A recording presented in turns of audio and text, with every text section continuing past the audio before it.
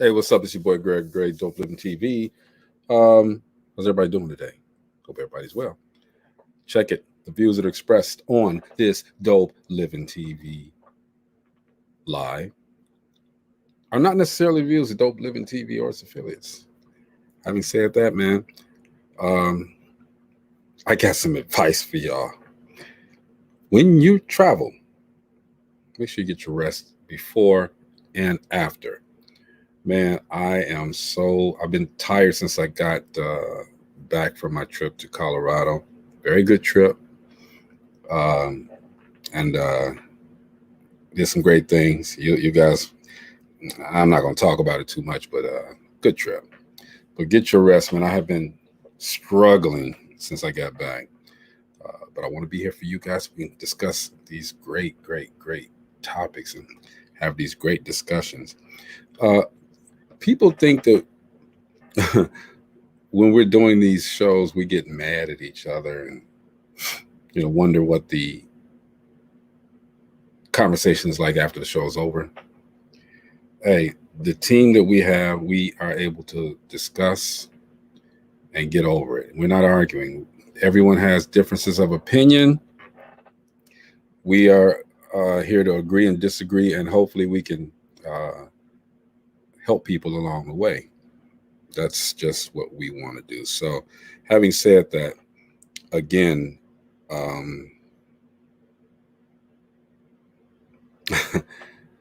that's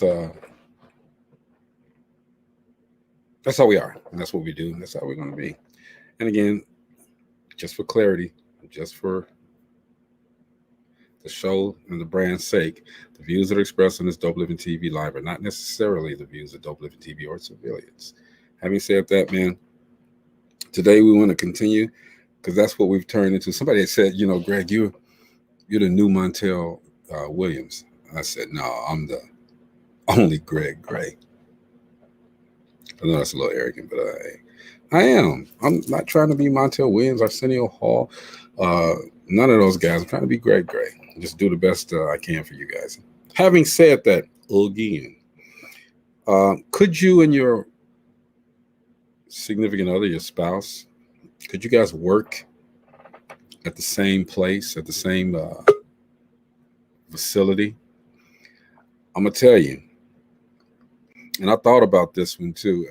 Before I answer, everybody say what's up to the life coach, Mr. Jeff Relaford. Yo. What's going on, bro? Everything's Not good. much. That's what's up.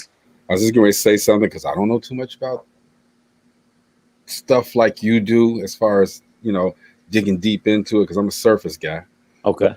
I was asking the question, could you work at the same place that your spouse, your significant other works at? Now, I'm not talking about if you guys have a business together. That's not what I'm talking about. A structured building where there's a lot of other people who work there. You may have met her there, and you guys are working there. You're together, and now you're married or you're coupled up. Could you work there with her, knowing that the same way that you got her, or the same way she got you, some other guys out there still, I say, to a point. But here's the down part, and you can correct me if I'm wrong. Okay. When they lay off, that's double checks gone. Ain't nothing but broke flying up in the house right now. Hey, that's true. But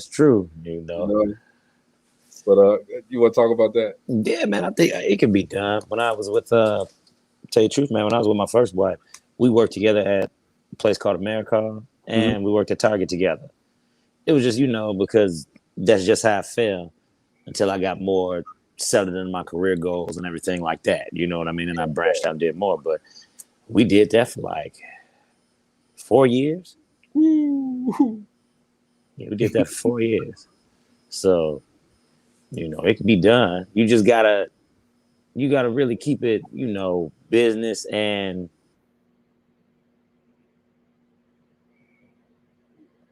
you went silent. Because I got a car. I ended up getting a car. Okay, take your car. Take your car. I know it's business. Nah, it's cool. It's good. She know I'm my business partner know I'm doing this real fast. I gotta go in here. It's an alarm real quick going off, brother. Hold on, man. That's the rich man's house. See, I didn't got no alarm. I just got somebody outside to be like, "Hey, Greg, somebody trying to break in your house." Yeah, I don't know. I don't have the alarms and stuff. No, I'm joking. But yeah, I mean, but my thing is this. Yeah. You know how I mean, I'm not saying you, I'm saying in general. Yeah, in general. You got people who, and everybody say what's up to Ujimar. So, Oh, gee. all the people. Out to the people. You got people who are at the job, same job that you guys are with, and just the same way you got her. You flirted with her, you came up on her, and this and that. Now y'all may not even be in the same department. Okay. So them same dudes, yeah, go ahead and get a dude, go ahead and get a dude, and you finally got her, okay? Ain't no love, ain't no respect there at that job, okay? So, that's where the trust, I guess, comes in, right? Exactly. Yeah, it's about the trust, man. Because the thing is, when you work at the job with your significant other or even your spouse, it's up to y'all to make sure that y'all don't let all that enter in. You know what I mean? Because people are gonna talk. Jesus, there was so many rumors about what was going on with me and my ex-wife. We was working together. They was talking about I made her lose a house and all this other stuff. I made all this stuff happen. She had never lost no house. She had never done all of that. People just talk. You know what I mean? Sometimes when you be silent, you kind of sit back and you listen to what everybody else be saying, laugh at it one go. You know what I mean? Right. No, that's crazy though. Uji, you work at the same place that your significant other work? Yeah, would I? Yeah. I mean, it depends on it depends on the status of the job. You know what I'm saying? I mean, if it's like a warehouse or something like that, I wouldn't. Now, if she was a lawyer or if we were lawyers or doctors or something of that nature, I wouldn't have a problem with it. Okay.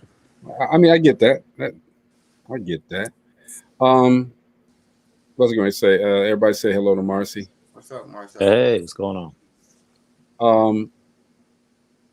And I guess but the closeness, the proximity of working together. And you did say it, Uji. She's a lawyer, or something like that. Y'all not always together anyway. You know what I mean? But you and that. Like I said, it depends on what type of job we're working at. You know what I'm saying? okay. If it's something, if it's like I say, when I say if it's something like a regular paying job or something like that, it's a bunch of those out there. You don't have to work at the same place. Yeah, you know also true. I wouldn't choose to work with my significant other. That's something I wouldn't choose to do. Right. You know what I'm saying? Like, come on, baby, they hiring up at my job. I wouldn't do that. You know what I'm saying? But because I mean, like I said, there's a bunch of just jobs out there. If you're in a career, and if you two guys are in a career or something of that nature, I wouldn't see nothing wrong with it. I would go to work and come home and live my life. You know what I'm saying? And I'm sure she would too, because we'd be at a certain stature. Yeah, but and I made a comment earlier. So you guys working at the same place, you ain't got no problem with it, and that's fine. Okay, but what if they laying off? Then both of y'all income gone. Yeah, that's why I said. I mean, like I said, it depends on what type of setting you in, what type of job, different things of that nature. That's one of the major key aspects of things. Now, if it's how when you get married, they say for better or worse, and this, that, and the other, la la la. Sometimes you got to do what you got to do. You know what I'm saying? Regardless of what the situation is. If you're falling off, you know what I'm saying, and this, that, and the other, and the only option was for you two to get one job that's with two jobs at the same place that's paying actually one salary. You know what I'm saying? Together, you got to do that. That's what y'all got to do. And then at the same time, if it's your significant other, because that could just be something that the Lord put you in front of to let you know that you ain't supposed to be with her at the same time. True too. Everybody say what's up to Marcella. Hi. What's up, Marcella? Hey, what's going on, Marcella? It could be so many different things to the point of where you got to make a decision, and then like I said, it could be put to the point of where she could have been wrong for you all the time if you're not married or whatever, this, that, and the other, and you working at the same place, and things start happening that's like, why is this happening? You know what I'm saying? And ends up causing a ripple in your relationship, you gotta evaluate that between the two of you. Yeah, you made a good point. You know, I mean, Okay. you know, tests are put on couples, especially tests come every day, That's right. and how do you handle it? That's, you know, how do you go through it? Marcy, what do you think about that? Could you work with your significant other? I have. Um, Both Jeff and Uji made good points. Um, it's the maturity level of the two people, because, like Jeff said, you have to a lot of times deal with the craziness of all the busybodies, the talking, and when in my case, the guy that I started dating, all Mm-hmm. of a sudden is like half of the people at the plant decided they wanted to be with this person. Ain't that how it always? So Oh. it, it was really interesting. Mm-hmm. And then you have my friends in my ear with, hey, did you see this one up on him? Did you see this one? And I'm like, look, either he's with me or he's not. If I find out something, I'm out. You know, I Mm-hmm. had a life before you, I'll have a What life after you. if it's not But true though? pardon me? What if the rumors that you hear aren't true? Well, see, then that was again the maturity level. Do I trust him? Does he trust me? Do we trust each other? Number one. Um, and it just depended on what it was. I watched his actions. Later on in the game, I did find out that something was true. Um, and I handled that. And it was a done deal. Also, working with someone, you have to deal with, so you break up. If you break up, how do you handle that? Can you handle that? If he's with someone else, or she, for you guys instance, can you handle that? And again, it all goes back to the maturity level of the people. You have to be Mm-hmm. mature enough, if you're going to do that and something happens, that you can still keep on going. And I'm the type, I let stuff just roll over me. Okay, well, cool. He wasn't for me. Maybe you guys are okay. And if not, better you than me. Go for it. Mm-hmm. I hear you. I'm That's gonna how it tell was with me and my ex. you. Mm-hmm. When we couldn't work at the same organization together. See, I was cool with it. I said, you know what? We here for a different agenda. We not here to do mix all of this. What we had was what we had. Let's leave it be. But she couldn't handle that. You know what I mean? She couldn't handle being in the same vicinity and all the other stuff. I ain't got no old feelings popping up. We made decisions and all that. Let's let it go. You know what I mean? Let's Mm-hmm. get this business together. You know. And What then were you gonna say? on the other hand, when it's not like, say, a corporation or something, I did work with my ex-husband. I'm doing voiceovers for him. And even after we broke up, he stayed on the East Coast. I came back to the Midwest. And years later, he called me. He would call every now and then. Hey, Mars, I need you to do a voiceover for me. And I was like, okay, cool. We're friends. Normally, my exes, I'm like cool with them. So I would go and I would do a voiceover. But then, because I was his ex-wife, I would come sometime and he's doing the script. So he's like, help me write the script. I'm like, okay, so that's a second paycheck, because now I'm writing a script. I'm going to do a voiceover, Mhm. or he wants me to edit something for him. I'm like, okay, and that's a third job. And he would look at me, well, like, we used to be married, and I had to tell him it's just business. Yep. And so that's something else that you have to look at. You're getting paid for this, and you're bringing me in, and you asked for one thing, voiceover. Well, And so once, pardon me. go ahead. Go ahead.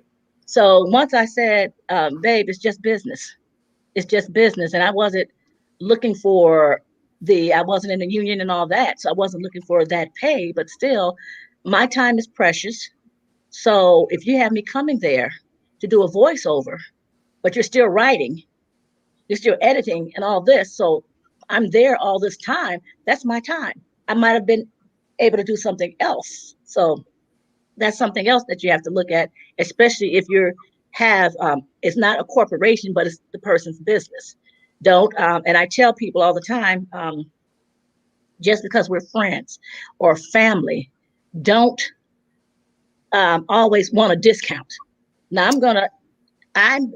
for me, that's just the type of person I am. If you come, once or twice or something, I'm gonna help you out. That's just me. I have a giving heart. But if you feel that you're gonna keep on coming and you're gonna keep bringing family and friends, like, hey, Marcy does this, she'll do your event for you. She'll do this or do that. Okay, so now we need to talk money or talk, don't keep asking me, or keep coming back and forth. Don't take advantage of me. So I'm gonna tell you this. I used to work when my first real job was at Motorola, Schaumburg, Illinois. And I met this girl. I'm not gonna name her name. I met this girl, beautiful girl. Everybody was trying to get at her, but I'm a gray. OG know about that. I got her, right? So we had a good relationship. I asked this woman to marry me. All right. I asked this woman to marry me.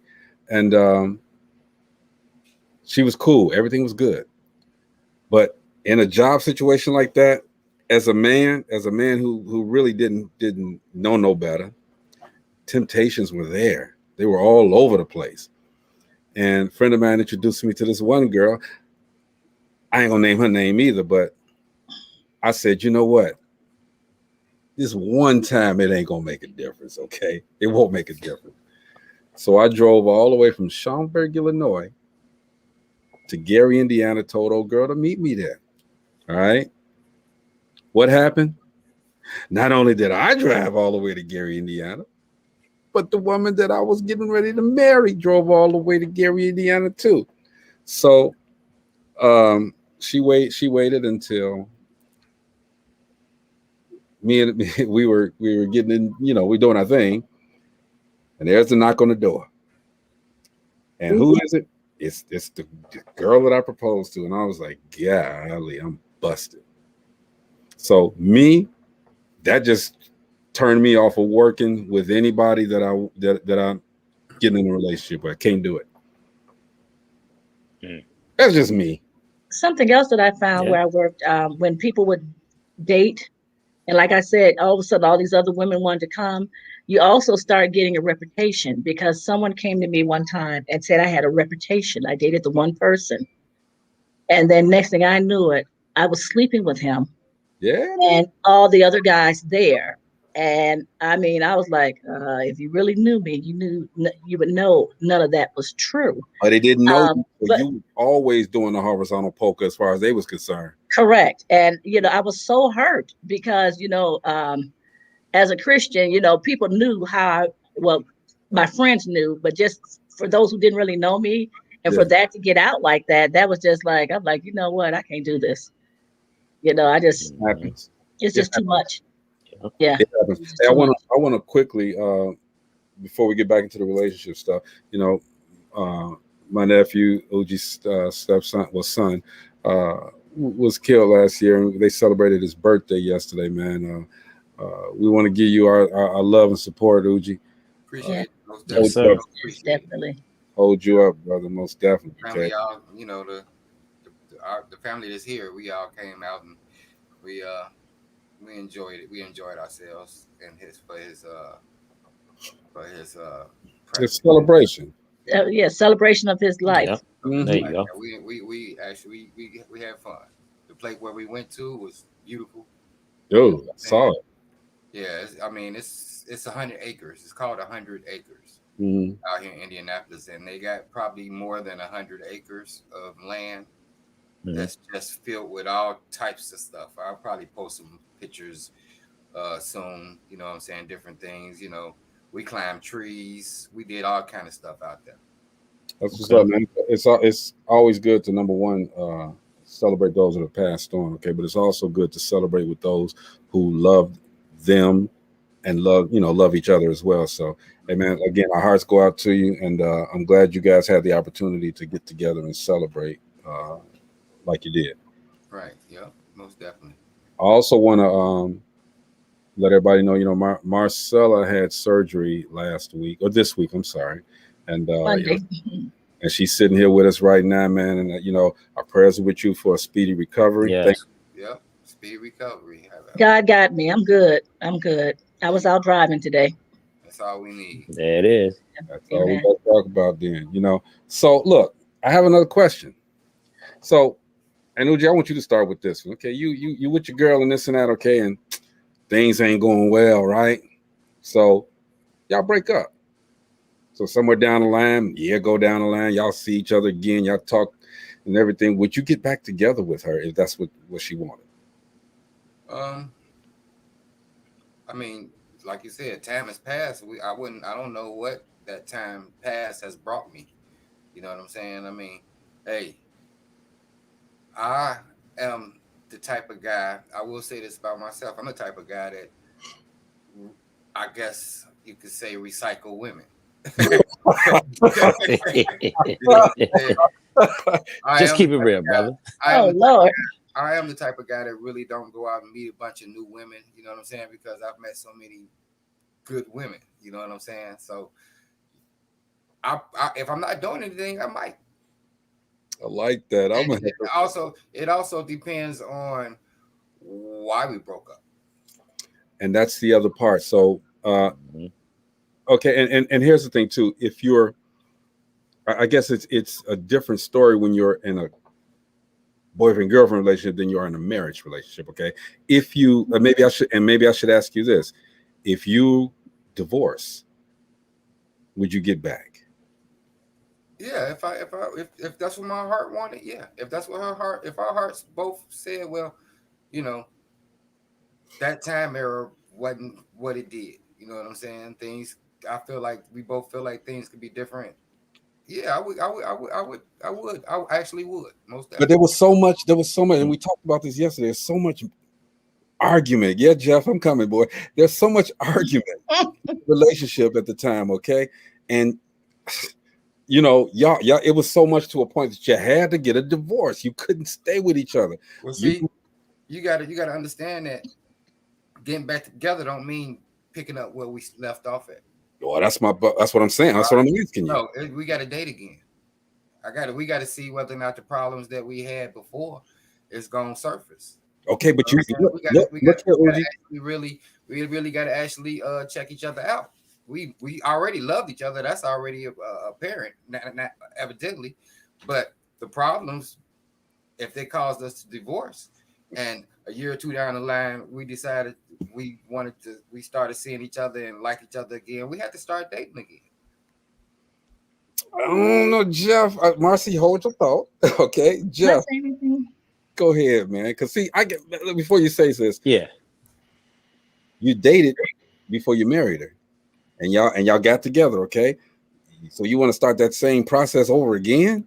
Well, I mean, time grows a person up a lot of different ways. I mean, you have different experiences, and after you have probably gotten that divorce or something, you might have had time to actually think about what you did wrong, or she might have actually had a chance to think about what she did wrong. It could be any way. It could go a bunch of different ways, but I would actually see if that was somebody I chose and she chose me. We chose each other for a reason. That reason, probably 9 times out of 10, is still apparent. It's just some things that we didn't know about each other that caused us to bring a rift in a relationship. Oh, I forgot to do this. Recycle women. All right. Marcy got one in the background right there. Oh man, that's hilarious. Go ahead, Joe. Okay, so man, a lot of times, when people do leave each other for a reason, and I'm real big on my brother food. I'm real big on if that person was there in the beginning. See, y'all was together for a reason. You know what I mean? In the beginning. And then whatever split y'all up, the goal is when you leave somebody is to actually gain what you actually was looking for and or wanted in the next person. Okay. I always feel that, it's a reason that person can mature over time. But guess what? We talking about years down the line. You feel me? See, that time, that person just don't get better the next day. You know what I mean? Right, right. Oh, Jesus, she back again and she did it different. I had to stop what I was saying. All right now. Who that is, Harpo? Don't blink too hard. You might tickle me. Don't blink hard, I might tickle. Like blow us away, man. Whoosh, whoosh. Don't play too hard. You might tickle me. Honey, This is Gina. What's up, Gina? Hey. This is fast. Hi. Sorry, I'm I late. like that hair, Suzette. Girl, come and get it anytime. Honey. Almost out the lump. So you can borrow it. I'm telling you, man. Everybody was fabulous, guys. Hey, Uji Jeff, it's a whole herd of horses. Just they got no tails. Yeah, man, she got styles on top of styles, man. Suzette, somebody different every day. But wait, Suzette. I gotta say this, Suzette. You look nice. She always looks nice. She always. Yeah, looks she good. does. She's a fashion. What do you call it? Fashionista. Fashionista. There you go. All that. That's her. Hey, Jeff. I don't see her all. Sometimes you be like half a breast might be popping out. She laying in the bed. Oh, gee. This is a clean show. This ain't never clean if I'm on it. Not with Uji, no. Uji just letting us know what he sees. Uji just letting us know what he sees. Up some. Okay, y'all, look. Uji, right, look. I'm gonna have to mute him out. Go ahead, Jeff. Hey, Greg, you see how that single went? Oh, you look nice. Whoa, that's great. whole lot of horses died for that one. Well, honey, if he did die, he was supposed to, so I could do it. Ooh, Suzette, I'm a little Oh warm. man. You blink about 5 times. I'm a little warm. Well, listen, let me tell you something. And I don't mean to get off the subject. Lashes for me, I don't wear the same ones all the time. It's all about how you feel. And, sometimes you feel a little fluttery, a little fluttery. Suzette, you do it well. You do it well. Well, thank you. I do it for a living. Versatility. You do. Jeff, finish your comment, please. Okay. I'm sorry. Bring me in. What are you commenting on, Jeff? Jeff, just finish your comment. Gina, you shouldn't have been late. You ain't bringing Look, I get in here every day when I'm done, okay? And my next comment is, damn it. Okay, Jeff. Wait, I had to wash this and select my other hair for tomorroame. Yes, please select your other hair. There you go. Okay, so I was saying that, Go ahead. All right, I'm gonna get this out. Oh yeah, you'll get it out. Okay, so when somebody leaves, somebody is for a reason. You know what I mean? And it's kind of like when I got my divorce, I left for a reason. You know what I mean? Mm-hmm. And it was more so and I'm be honest, it was more so for. It was a lot of insecurities that she had, and I did with, like we all know, with me being the younger one. She was older. She did have some insecurities with that. We just gonna keep it real, be honest while we on here. She had some insecurities about that and the age and everything. So I helped out with that. And I was like, you know what? If that's something that you just can't deal with and I'm trying to move and walk in my purpose, all right, I can be with somebody who can allow me to walk in my purpose and know the steps that it's going to take to do that. So when I dated next go around, I was trying to find somebody who fit that need. You know what I mean? Whatever time she needed to go ahead and change, let her go ahead, heal, pray, do that, talk to God about it, do whatever she need to do so she can get herself together. But in the meantime, I'm trying to go ahead and see who fits the need of now. Mm-hmm. So then when I went on to my next relationship, we went ahead, did some things, trying to fit the need of now, kind of went through the insecurities, different stuff. Like I told you, I said she was looking back, you know what I mean, when she couldn't look forward. So, I made the decision. She didn't like that too much, but I made the decision to let it go. One of the best things I did, your boy used to be stressed out, body ache and everything. Then when I find this little woman, I go ahead and then change my life for the good. So the thing is, you level up as you date. You always look to see. Now, like I agree with you, Uji, people can change over time, brother. You know what I mean? So if you do happen to be single and she's single, if you really ain't been looking around and you just want to see, I ain't going to say don't put your toe in the water and see what's up. Go ahead. You grown. With everybody grown, go ahead and see if it's right for you. But just know that maybe there's a possibility that some of them issues may come up again. It can possibly still be there. The first thing some I of that said stuff can linger. First thing I said was, it's time in between there. You never know what's going on. Exactly. You know what I'm saying? You never know what's going on in either of the people's lives. You feel me? And then on the flip side of that, peep this out. On the flip side, because this is something I've seen actually. A person can have a divorce for a certain reason, right? Mm-hmm. Then mess around and think they're getting with the right person that they thought that, that they probably wanted you to be, and find out that ain't what they want. Right. That's true. You know what I'm saying? Oh, well. Yeah. Oh, wait. See, I mean, y'all women gonna always have a different view on a whole bunch of things, but it's just That's like the bottom row, dude. It's just like I just live in a lot of real life situations. You know what I'm saying? And I understand a lot of people be so scorned and stuff. They like, well, I'm never going to backtrack. I'm steady going to move forward and this, that, and the other. But I'm not ashamed to say that I do live more with my heart than with my brain, as far as saying, F her, she did this to me, la la la, and she might really truly been sorry for what she did. You know what I'm saying? But I'm not that person that's gonna say, well, F her, this, that, and the other. If the Lord can forgive, I can forgive. I can forgive too. That don't mean I have to go back though. I can forgive and move forward. I didn't say you got to go back, but I'm just saying I forgive, and if what I'm forgiving can make me happy and live the rest of my life out, I'm cool with it. But this is my thing. You left for a reason. There's a reason you left, and that person is the same person. Like I have had, I don't know how many men have asked me to come back and said, "Hey, I made a mistake. I'm sorry." No, like that was your opportunity. It didn't work out. Let's move on. But when even if sometimes I heard Jeff say sometimes it's a matter of maturity. The person has to mature. Yeah, they may have to mature. It may be 10, 15 years later, but that person is still the same person. Now you forgot why you broke up with them. You get back with them, and those same traits are there. A person is the same person that they were 10 years ago. I got to disagree. I've been a whore most of my life. I've had whorish ways my whole life. You know what I'm saying? My whole life. I've never had a girlfriend longer than what, Greg? Maybe a year. Oh, was that long? Maybe. I'm just saying maybe. You know what I'm saying? I've had whorish ways my whole life, most definitely. I'm not going to lie about it. But I can't. I don't have any. I don't even want to think. I don't think about other women now. Period. But that's one trait, though. I'm not the same. That's one trait. But you're still the same person.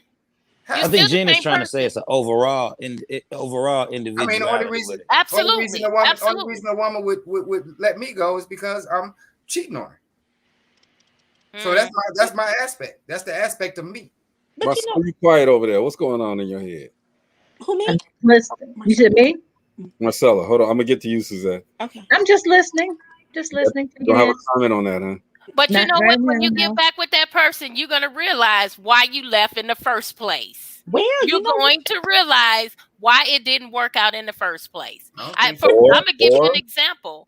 I had a really, really good friend that she was leaving her husband. They were splitting up, and so she started dating, right? Her and her husband had been together for 8 years, and she left him. But in the meantime, she was dating, and he would come by to pick up the kids. Sometimes the guy she was dating, her new guy, would be there waiting on her in the house, waiting in the car. And she kept saying, I'm going to go back to him. And I said to her, don't do it, because all of this anxiety that he's seeing and building up, he's not going to forget. When he gets angry, it's going to come to the forefront. She went back with him. She moved from Chicago to Texas with him, and she remarried him. And they got into an argument, and he beat her so bad he put her in the hospital. Wow. And she divorced him again, and she never went back to him. But you got to think about that person is seeing all of these things, and they're not liking it. But they pushed it to the back to say, hey, I want to be back with you. And the moment that they get angry, those things come to the forefront. They didn't just disappear. And those are examples that would scare you. Okay? But you can't be afraid. I'm on both sides of the fence right now because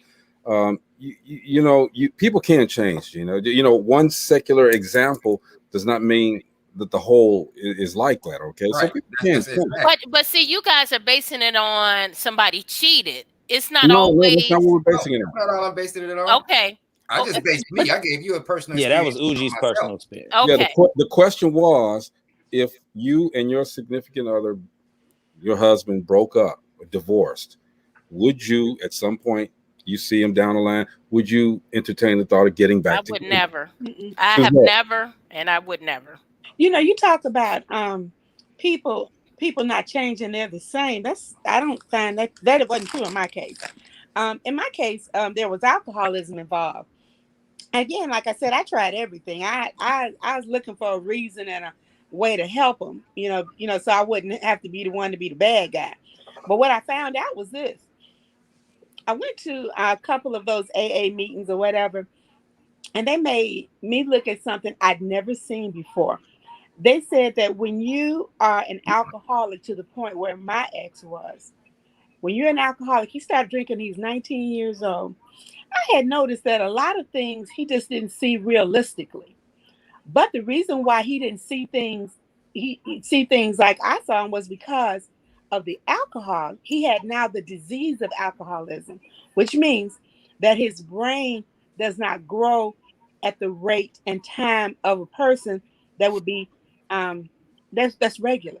His brain stops growing. His whole deal just shuts down. And when I say that, for example, back in the day, the light and gas bills were off the chain, $500-$600 over here one time. And I was like shaking my head. He said, "What's wrong with you?" I said, "Well, the light and gas bill is $600. Why is our bill $600? Everybody else's is. We ain't nobody different." And then I looked at him. I said, "How much do you think the cable bill is?" Shoot, $30, $40. I said, "Our cable bill is $160. What would you think a phone bill is?" He said, $32. My phone bill is $80. He said 32. Okay, see, but 32. Where did $2 come from? I'm just saying, but I'm just saying that, his brain was stuck back in this, was it 1969, from when he first started drinking.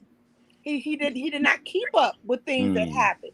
So now we go on, and he doesn't understand reality now, because the alcohol has changed who he is. It's changed who he is, and he's not gonna. It's gonna take something from him to want to change, because he sees things changing around him. He was one of the ones, he didn't ever get direct deposit. He still walk around here, big old knot of money in his hand. Who does that? Big old knot of money in his pocket. Who does that? He didn't understand. What's gonna change? The price of liquor. Hey, Uji, and that's where he cashed his check at too. Probably. He did not understand. I had to make him understand, and teach him like a little kid how to do the ATM. He know how to write a check. He know how to do nothing. So like I said, all that, I said all that to say that with the change part, yeah, they can change, because as we got older, his mind didn't, his body didn't. I mean, his body did, but his mind didn't. That's the way it went. But the alcohol would change it, and it got, like I said, it got to the point where he just could not keep up. He could not do it. And like I said, when you have people that's how come you always see them fighting. You always see drunk people fighting. It's because you don't understand what's going on. Check this out. Can everybody on this panel give me one reason to break up, to divorce? I just want one apiece, and I don't want it to be the same. I just want to know how many different reasons people got. Okay. Who want to go first? Sanity. You. Substance abuse. Okay. Who's that? Oh, you said a reason why to break up? Yep. Oh yeah, substance abuse. No, you gotta have something different. Something. Let me see. Okay, come back to me. Okay. Marcella. Domestic abuse. Okay. Jeff. Yeah, I would like to say that whole thing of probably shutting somebody down on their purpose and abuse, different things. It's the whole thing, man.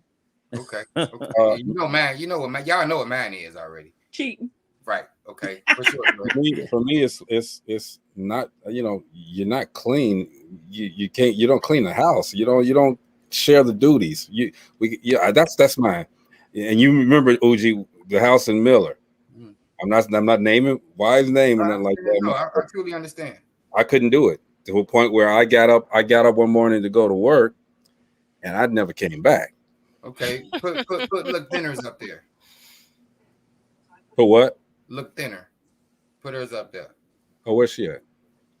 Oh, yeah. My bad. Hold on. Look, did you send her a link? Show. Yes, it did. Okay. A boy in a man body. Yeah. And reverse. Exactly a girl and reverse. A girl in a woman's exactly body. right. A boy in a man's body. That's facts right there. And when you're a grown woman, you don't want to be with no boy. Yeah, I mean, it was crazy. It was crazy, and he even forgot that we were really married at a certain point. He forgot. He didn't really know. You married. Yeah, he didn't really know what that was. He thought that he should be able to just run the streets and hang out at the pool hall and do all the things that he wanted to do without responsibility. So he didn't listen to me. But his sisters, he would put his sisters and his brother in front of me. Well, you can't do that. That's not right. There's another reason too. Right, yeah. I just wanted to express this like a lot of reasons. I just a lot of reasons. Yeah. I didn't want everybody to just dwell on just one thing, the cheating or maybe just substance abuse or something like that. I just want to say that it's a lot of different reasons. Yeah. Ramsey says being totally responsible with finance. People could break up because a person is not as intellectual as their mate, and they just finding that out. Yeah, they can't really sit and really have a conversation because 9 times out of 10 they just had fun. There could be a reason, and Carl says being totally irresponsible with finances is a big one. Another reason could be, and this is just so, because some reasons are just so petty, Jeff, and you can tell me if I'm wrong. She's too. I'm speaking from a man's point of view. Okay. She's too docile. She's just too passive. She ain't outgoing. Okay. Some of that stuff. I don't think that's too petty. I think that's once again, you want someone on the same level as you. So maybe you don't want somebody as passive, but you need somebody who can still be a little more. You know what I mean? Yeah. I know exactly what you mean. You mean because what I mean. You have to be strong enough so that if something were to happen, you got to be able to pick up and keep it moving. That's what I'm trying to say. Because right. I'm gonna be honest with you, Greg. That's the same type of woman I need as well. Mm-hmm. Because I want to say this too. We all know what it is to have what is defined as a boy being in a man's body. But what is that girl being in a woman's body?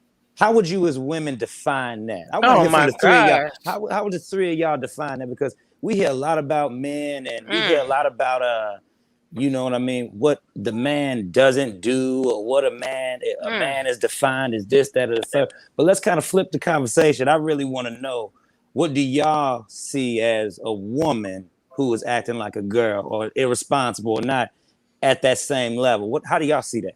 Let's go left to right. Y'all don't want me to play that video again. Oh no, don't do it, Greg. Don't do that. Don't do it. Don't do it. I'm glad I didn't see it.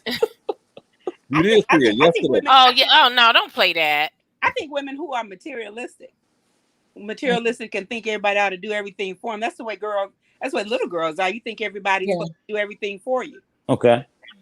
Yeah, the daddy syndrome. Mm-hmm. Mm-hmm. Pretty much, yeah. Someone said the frontal lobe, decision-making part of the I guess brain does not fully develop till age 24 in humans. But he never gave his a chance, child, because it was bad. Yeah. So okay, Marcy, I know you had a thought some time ago. What was that? You put your finger, what? I don't remember. You put your finger up. Oh, I don't know. You pretty much was getting. No, I might have been saying, yeah, that's a good point. But what Suzette just said, in the daddy syndrome. The daddy syndrome. Mm-hmm, because I've heard a lot of women. I don't want to work. I just want to find a guy that's just going to take care of me. And I had a relative that was like that. Met a nice guy. He had money. She's always said that's what she wanted to find, but he would come to me complaining because she didn't want to cook. She didn't want to clean. She didn't want to do anything, but you just bring me home the check. I'll pay the bills. Turned out she did not pay the bills, which was even worse. Oops. It was playing Mama Warbucks. What is that? Daddy Warbucks, Mama Warbucks with friends and things, whining and dining and hanging out with girlfriends. And how long did this last? Yeah, it lasted about 3 or 4 years, and the person got sick. The person got sick. They're no longer here, but they didn't really find out until the end that they had no money.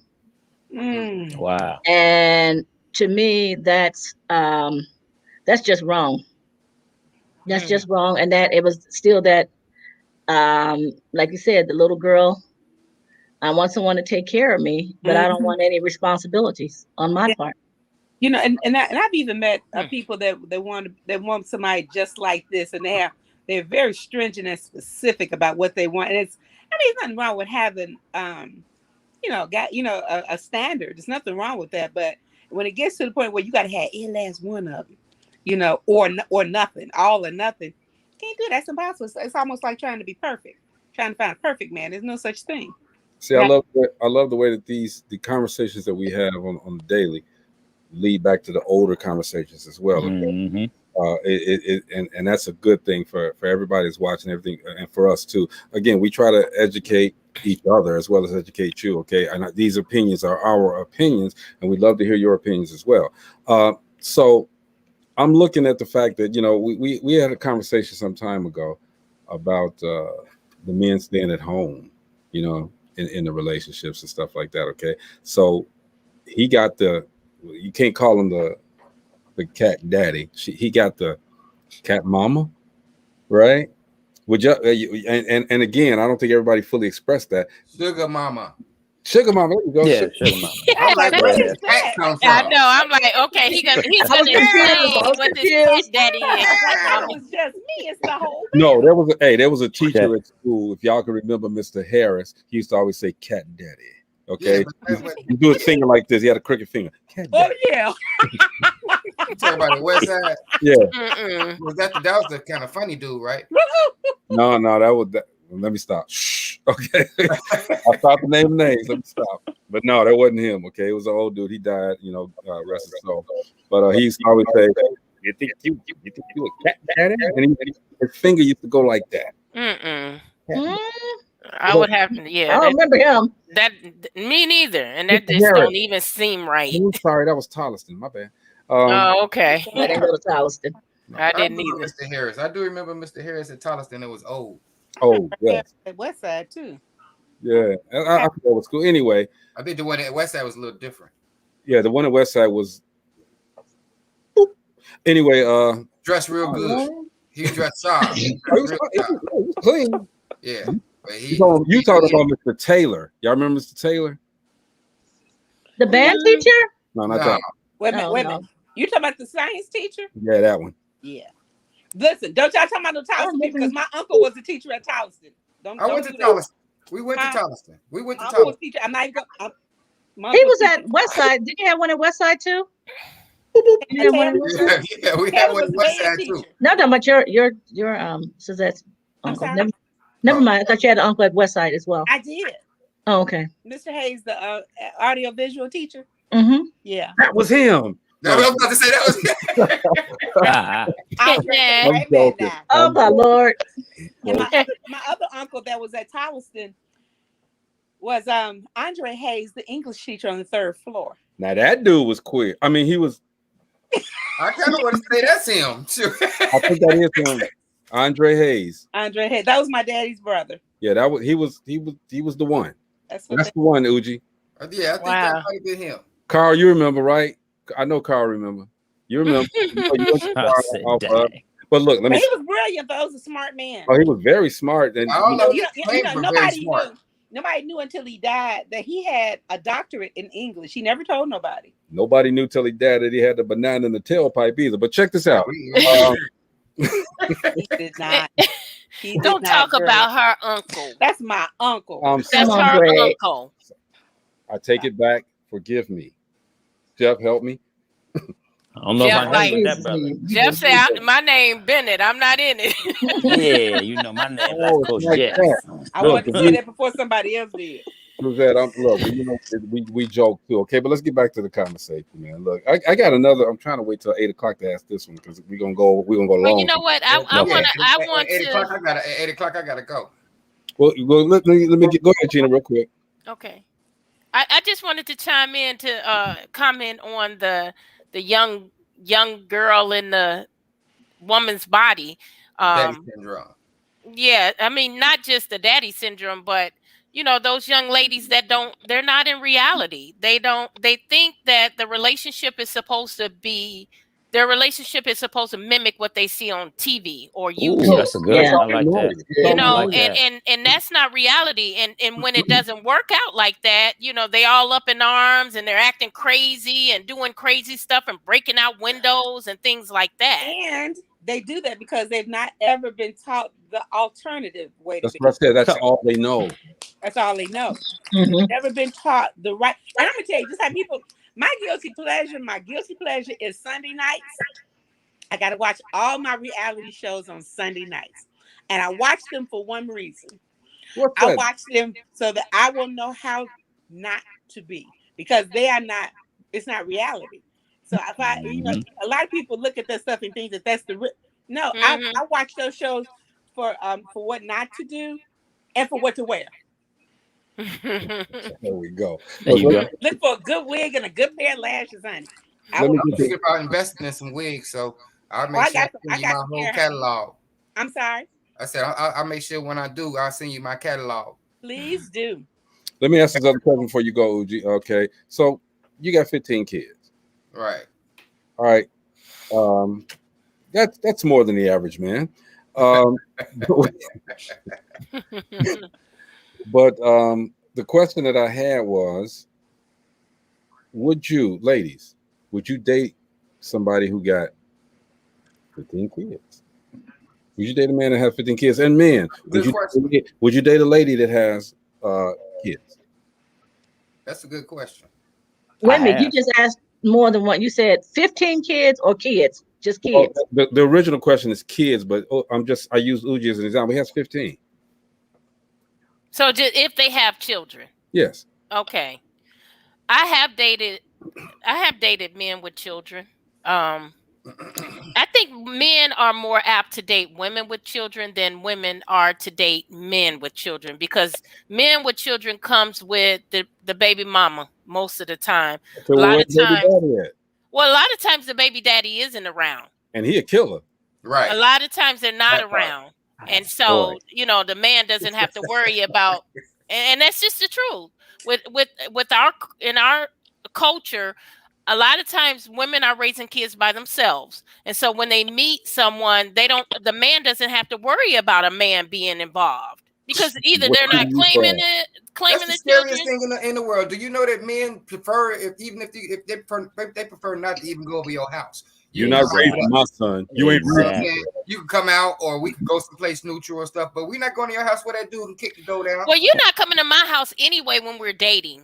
When I had kids, a man was not coming to my home anyway. We're going to date outside of the home, because we have to get to a point where I'm ready to introduce you to my children, and it's just not, this man is here for. We're at that point now. Let me say this, y'all. My mother divorced my father when it was in 1972. She was 34 years old and she had 5 kids. She didn't work. She had not done anything. She was a stay-at-home mom. When my mom divorced, she found a program and she went to school. She got an education and she got a master's in education. But one thing I saw my mother do that I'd never seen anybody else do. The whole time, my mother is 83. She'll be 84 in September. She divorced when she was 32. I've not ever seen, and I'm not judging anybody or anything like that, but I've never, ever, ever seen another man at our house, on the phone, go out. I ain't had no uncles. I ain't had none of that. And I asked my mother, it was just always us. I had 3 sisters and 2 brothers. And I asked her one day, I said, Mommy, why come you never had a boyfriend? You never had a boyfriend? Don't you want a boyfriend? And she laughed and she said, Suzette, I can't do that. I said, why come? And I see my grandmother and my great-grandmother be the same way. I said, why y'all ain't get no man? And I knew there was a guy that liked her, but she just, she was real dismissive of him. I said, Mommy, why you never had a boyfriend? You know what she said? She said, baby, I got 4 girls. She said, if I was to meet somebody and I even had any inkling that he was looking at you sideways, he wouldn't even have to be doing. If I just thought it, I had to kill him. I said, Ma. She said, no, I'd kill him. She said, then there will be nobody else to watch the rest of the kids, so I just don't do it. And that's the reason she gave. Wow. For being from 34 to yeah, but she was. Well, my children. My mama was sweet as pie. Wait a minute, she wasn't gangster. My mama was sweet as pie. She went to church, went to school. That's it. That's all I ever seen her do. Go to church, go to school, and come up there and see about us and sew. That's all I ever seen her do. And like I said, and she meant that. And I asked her later on. I said, Mama, you remember? She said, yeah. She said, I know everybody's not like that. She said, but I know how I am. Mm-hmm. I dated a bunch of women. I dated all types of women, a whole bunch of them with numerous kids. All right, and I've never ever had a problem. I tell them how many children I have, and ain't that they about to grade meet them or nothing like that. Even though I was a single parent, I didn't bring the women to the crib to the point of where the kids saw them. You know what I'm saying? If I did bring them to the house, they was in and out before they even woke up. You know what I'm saying? Type thing. But they never, they come home and it's daddy. That's it. You know what I'm saying? That's all it was daddy. When I felt like it was a time to meet them, that's when they met them. My kids didn't just meet a whole bunch of women and this, that, and that. Right. You feel me? So I mean, that's something that that's something you got to have some respect for yourself and for the kids when you. And it's a sacrifice too, Uji. It's a sacrifice to be able to figure out which person. Right. Because everybody can't come to the crib. Everybody can't come. Like I said, I mean, and like I said, when they did come to the crib, it was like I was by myself. You know what I'm saying? Because like I usually had 2-story houses and different things of that nature. And if the kids was put up, they was put up. You know what I'm saying? It was time for the night to be over with. They wasn't coming downstairs to be like, can I get into bed and none of that? You know what I'm saying? Or any of that. It was like, and when they wake up, it's like, hey, daddy, they come jump on me, and it's all good. But you got to have a certain respect. And when you do have children, some people would keep that away from a woman or a man that they got children. You know what I'm saying? Because maybe somebody keeping them from them, they had them good, babysitter, this, that, and the other. And then all of a sudden it's like, poof, I got 6 kids though. Ooh. Birthday. I got a birthday party I gotta go to. For what? My kids. What kids? So I feel like honesty plays a big part. And then it's the type of guy you are. You know what I'm saying? Because everybody always know me. Everybody always know me as a go-getter. You know what I'm saying? So, but you know what, Uji, I think women look at it in a different aspect, as you can kind of figure out the type of man it is by how he treats his kids, or even if he takes care of his kids. I would have a problem with dating a man that does not take care of his own kids. That's right. Because that shows me what kind of person he is. That's right. I'm gonna tell you though, Earl Davis says, do the other color people do the same thing as we do of our color? And what about opposite races between black and white? Are they different? Look Thinner says, I might date a guy with children, but think long and hard before marrying if they have minors or adult children living at home, which is another thing I was going to bring up. Okay, yeah. You gotta have everything together, boy. You got to have your documents in order, because I done seen a whole lot of stuff go left when somebody passes away and then kids pop up. Hey, I would bring a bottle of NyQuil, because I ain't gonna stay. Don't. What? I'm gonna knock up. Don't. 10 o'clock, they need to go to bed. Right? Don't. 10 o'clock, they need to go to bed, and they can't. Talking about the lady? I'm talking about the kid. The kid's NyQuil. Don't entertain him. Don't. If I heard him cough one time, look, I got NyQuil right here. Just to take care of that cold. And that one thing now, they get a kid. The white people get them kids that something toxin, what's the melanin. Melatonin. They get them jokers melatonin like it's a vitamin. It's not just black. It's just not white people that give kids. That's all I heard about. My ex used to give her kids melatonin. I ain't never heard of melatonin. You want to know what melatonin is? Me growing up.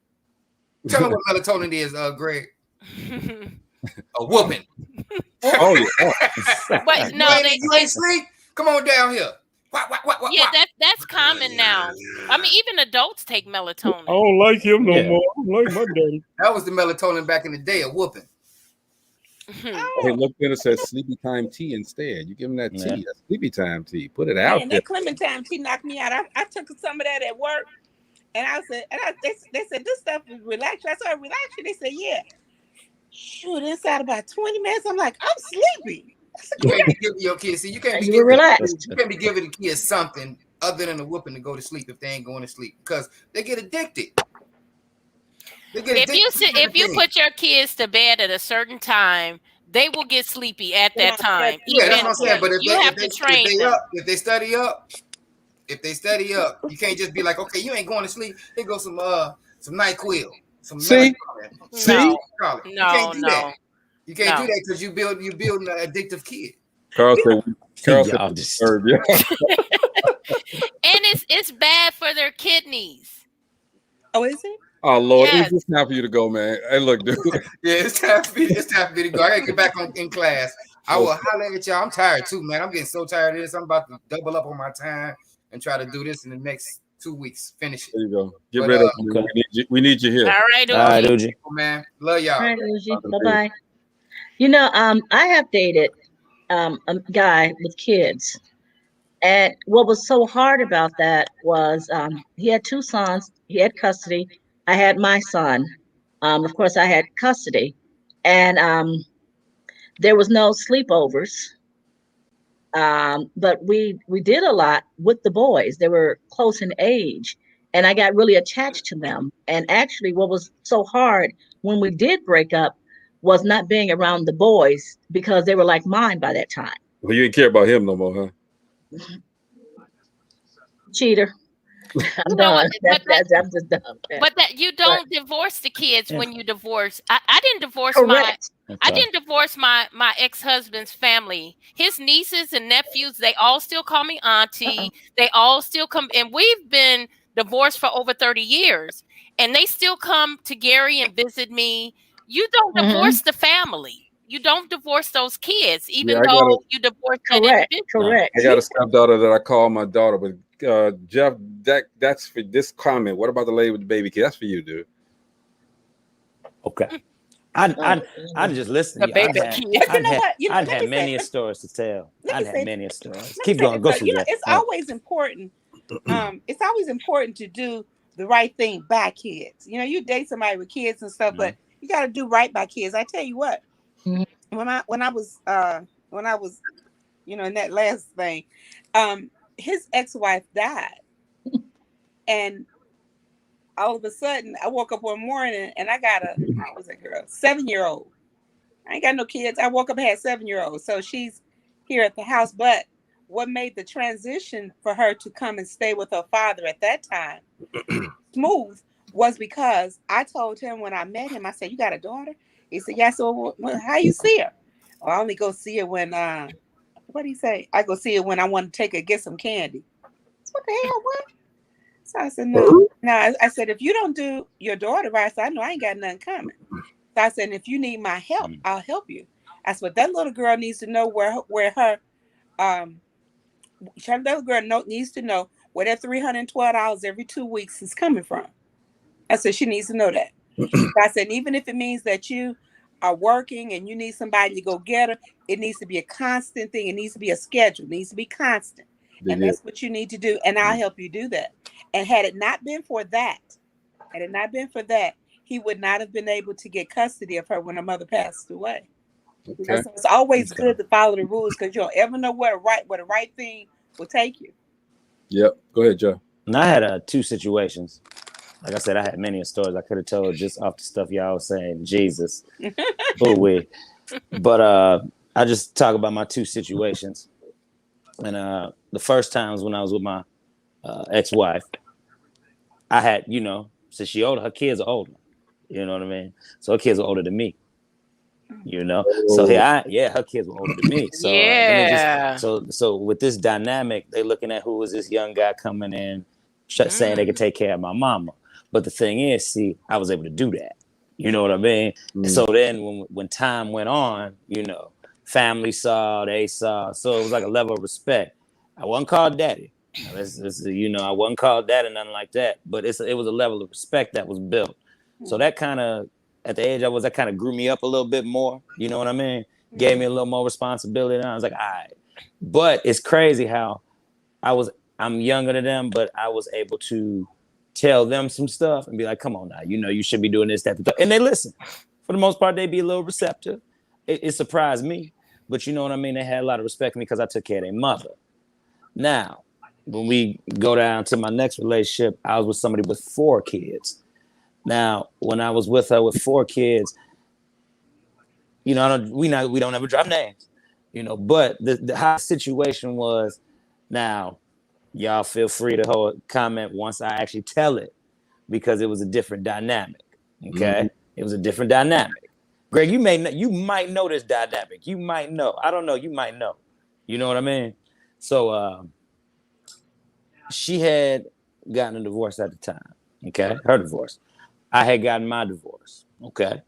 Now, at the time, you know, my brother, I'm gonna just tell y'all like it is. My brother had and my sister-in-law were looking at us and we're like, oh, y'all might seem good together. So you know what? We started talking, we got together and everything. See, and I was definite in what I was doing. I knew that that's what I wanted to do. So I went ahead and got my divorce. I moved on. I said, bump it. I want to live better life, blah, blah, blah, this other stuff. Now, she has 4 kids. Now, I was very respectful in the way while we were dating. It was to the point where it was funny because kids didn't even think of us as dating. They just saw me come around and I help their mom out, everything like that. So, you know, we waited a little bit. We were together for about almost 2 years until we actually sat down and we told one of the boys that we were dating, because he looked at me as his friend. You know what I mean? So, and that's how I kept the relationship. And I never did anything to get in the way of having that relationship with their father. You know what I mean? Now, she doesn't know, but her son will come and talk to me all the time and say, how come my daddy doesn't do this? How come my daddy doesn't do that? I said, well, little man, that's something you got to ask your dad. You know what I mean? I can't tell you all that. Yeah. So see, it's crazy because, see, as me trying to be the good man and trying to help out with, I didn't really help out with the kids. You know what I mean? Because I'm not their father. It would be little stuff like when a birthday came, I might have got a gift or something small, minor. You know what I mean? Or I was listening to what one of the kids wanted, he asked for, boom, bada bam. But I left a lot of that to their father to do. And when he wouldn't deliver, it was crazy because they were looking at me. You know what I mean? Because they saw that I was the man that was present. You know what I mean? I was the man that was constantly there. I was there. Now, like I said, they didn't know that. They knew that me and the mom was close. You know what I mean? But it wasn't until after I broke it down, I told her that. We sat one of the boys down and told him we were dating. We sat all the kids down and told them we were dating at the time. But it's crazy how. And Gina, you said, see, you say you don't divorce the kids. I felt in that moment I had such a bond with her kids. Her kids knew how I treated them and how I treated them with respect and everything. The breakup with her was a little bit easier, but it sucked because one of her kids said to her, Jeff left just like daddy left us. Oh, wow. And when I heard that hurt my heart. I know it did. Because that was not my intentions. Oh. Because come to find out, she never really even told her boy that we wasn't together no more. I went to an event and I ended up seeing the kids there and I was cordial and everything. Little man thought we were still together. He said, Jeff, where you been at? Oh, guess what? You gonna tell me work. And I'm like, Jesus Christ, she didn't tell these kids that we had split up. Wow. So that I'll tell you, there's levels to this, man. When you try to be the good guy and you want to step in and you have boundaries. Now, granted, yes, like I said yesterday and before, she might not have been over her husband. But you know what I mean? It's stuff that comes out later on that you learn to deal with and you adapt. But you do the best you can to separate. I did what I could to separate kids from that because that wasn't my responsibility. You feel me? So I only say that when you dating somebody with kids, my whole thing with this is assess your situation as a man. Assess the situation, and women as well. Assess the situation. Look at what you got. Because, and I'm gonna be real, we talked about the man that want to see you break up and all that. That was my situation as well. That man thought that I was coming in trying to be an instant dad to his kids, not knowing behind the scenes I was defending up for that man every day, so that he could go, because his children thought that bad about him. See, this stuff that nobody knew about. his children thought that bad of him, and they would come to me asking, why does my daddy do this and that? How come he do this and that? I said, you got to talk to your dad about that. And then I'm the one listening here that I don't see my daddy like I don't. Yo, that hurt my spirit, yo.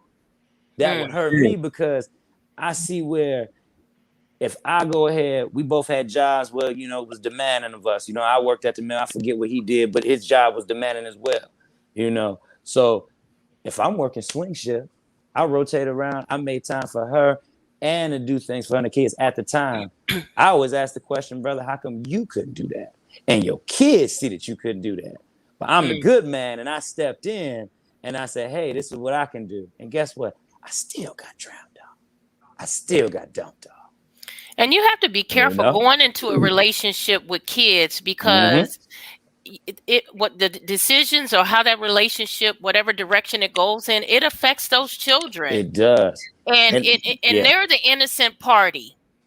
Exactly. They get feelings, they get attached. Yep. I know if Robert and I ever broke up, my granddaughter she probably would hate me, because she looks up to him. Yeah. And one of the things I'm curious about, Jeff, is in the relationship with the older lady. I know you talked about her yesterday. Yeah. And I didn't think about her kids when you said it. Her kids were older than you. How do you become, and I'm not going to say the father, but the father figure in a relationship with a big age gap like that? You had like a 20-year gap. Yeah, it was what I took away from that was just like anything. They saw their mother go through different things with men. You know what I mean? And I was the one who was supposed to be different. And I was different. You know what I mean? So it was more of me trying to prove to them. I didn't really have to prove nothing. I was just doing me. You know what I mean?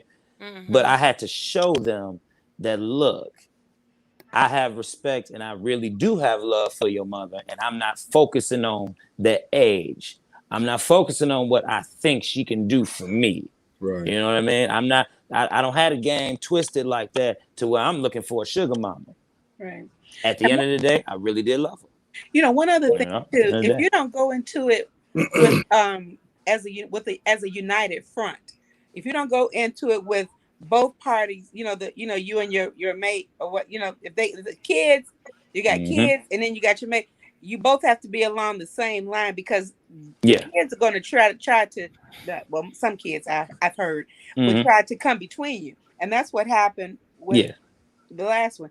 Because he had these issues. I was stuck now raising somebody else's kid. And I really had to raise her because her dad is on the bottle and then the mother's gone. So now I'm dealing with the mother's people because they ain't gonna like me because I'm doing good with their daughter, and it's all about let's social security check. That's all it was, and they end up spending that going to court. We was in court every 3 months, every 3 months, doing the right thing every 3 months. So you have to. It does not work. I don't think it does not work unless the two people present a united front to the kids. They got to know that. But you know what, Suzette? You saying the two people, it's all the ones involved, the step parents, because my late husband had 2 kids and I had 3. And he was like you, Jeff. He never stepped into their father's shoes as far as they knew they had a father, and they'd had a relationship with their father.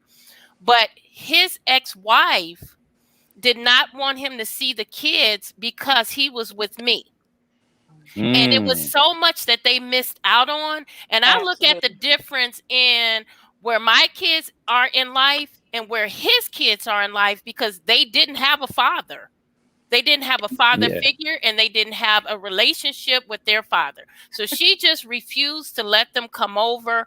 We would meet her in different places to drop off school clothes or school supplies or stuff that we would buy them because she did not want them to come to our house because he was with me. And it was just so crazy. And so when he got sick with stage 4 cancer and I asked him, do you want me to call your kids? He said to me, no. And I could not understand. I said, why would you not want me to tell them? And it wasn't until probably a year after he passed away that I understood that he felt like he didn't see them in life. He did not want to see them in death. Mm. And so and guess what? They blamed me for not seeing him on his deathbed. They blamed me. They said I was the link. I was the one that, because he would get, the two of them had a horrible relationship. She disappeared for 4 years. When I met him, 4 years, he didn't know where his ex-wife was. She took his only daughter. She was pregnant at the time, so he never got to see his son. And so she came back 4 years later. She just popped up, and one day my phone rang, and it was her. Mm. And so the relationship was really bad, and the bond with his kids were not there, and she wouldn't allow that bond to grow. She would not allow them to bond. And so when he passed away, they just had to blame somebody, and it happened to be me. Yeah, you were the one in you were the common link. But you know what? I had the opposite experience with my ex-wife. You know, we were cool, and the very first thing I said when we got married, I said, listen, I said, I know your daughter's going to be coming over here. I said, and I'm not her mother. I'm not my mother. I'm not going to act like a mother. She ain't got to call me mom. I said, but what I will do is I'll make sure that she's taken care of. I'll be sure to call you if there's an issue or a problem. And that's exactly what I did. I would call her and ask her, what'd you get for Christmas? Because I don't want to get the same things. And she would laugh. I could go and pick that little girl up and we go to Walmart, all kinds of stuff. It wasn't until she got to be a teenager that it got messy after the mother died. But me and the mama was cool. We was cool. You know, but like I said, it didn't get messy until after she died, when everybody's scrambling around for some money or trying to see what somebody doing and all that kind of stuff. Hey, but you know what? You know, I it's the thing with me for like when I was married, my wife had 4 kids. All right, and people was like, 4 kids? Wow. Yeah, she had 4 kids. Mm-hmm. They were young. The youngest one I think was 4, and the oldest one was probably 15, something like that. But they were kind of not wanting to be. Well, the 4-year-old was different, but and then she had a son that was kind of shy. The daughter, there was one daughter that she had. Her father, because they had a different father. Her father had died, and when she met me, you know, we instantly were father and daughter. All right, I'm the only father she knew. So, long story short, when we got divorced, her and I still connected. We were still, because I was her father. Period. I was dad to her. I put on one of her birthdays when she was turning 18. I put on there, happy birthday to my daughter. I love her so much, this and that. I got so many inbox saying, well, Greg, you don't have a daughter. And you know, I said, and I responded and I said, well, I was married and she lost her father and I'm the only father that she knows. So bam. You're her father, yeah. And they were like, well, that's your stepdaughter. I said, I would never call her. There you go. Even if they consider stepdaughter, it's still your daughter. Right. Exactly. Right. Yeah. You have to put contact. Yeah, and I never said anything different because when she was little, she looked a lot like me, and we both had the same last name, so we never did say anything. It was odd because before her mother died, it was so strange. It was on Easter, and I had never ever been to her house before, and I used to make huge Easter baskets every Easter for her. So my ex was supposed to take it over. He had to work. He said, well, you can take it over there. I said, I'm not going over there. I said, So I said, just take it to her. I said, and it was 60 minutes was getting ready to come on because I was trying to hurry up and get back. Long story short, I went over there and I gave her the basket. And I said, here's a Easter basket. You know, she said, oh, and then it was like we were best friends. And she said, oh, girl, come on in.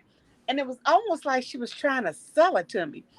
Before I was there for 2 hours I'd never talked, and I wasn't doing any of the talking. She was like this. I knew what school she went to. I knew her teacher's name. I knew the doctor's name. I knew everything there was to know about that little girl. And she slipped up and called me mama. And I said, oh Lord. And her mother laughed and she said, oh girl, we all the same thing. I was like, oh my God. My mother was in California. I had to call her. I said, Mommy, you are not going to believe what just happened. So I told her what happened. That was on a Sunday. Thursday, she was dead. Wow. I was in bed for 3 days. 3 days or so. She said, well, you want the baby? There you go. I said, what? I said, what?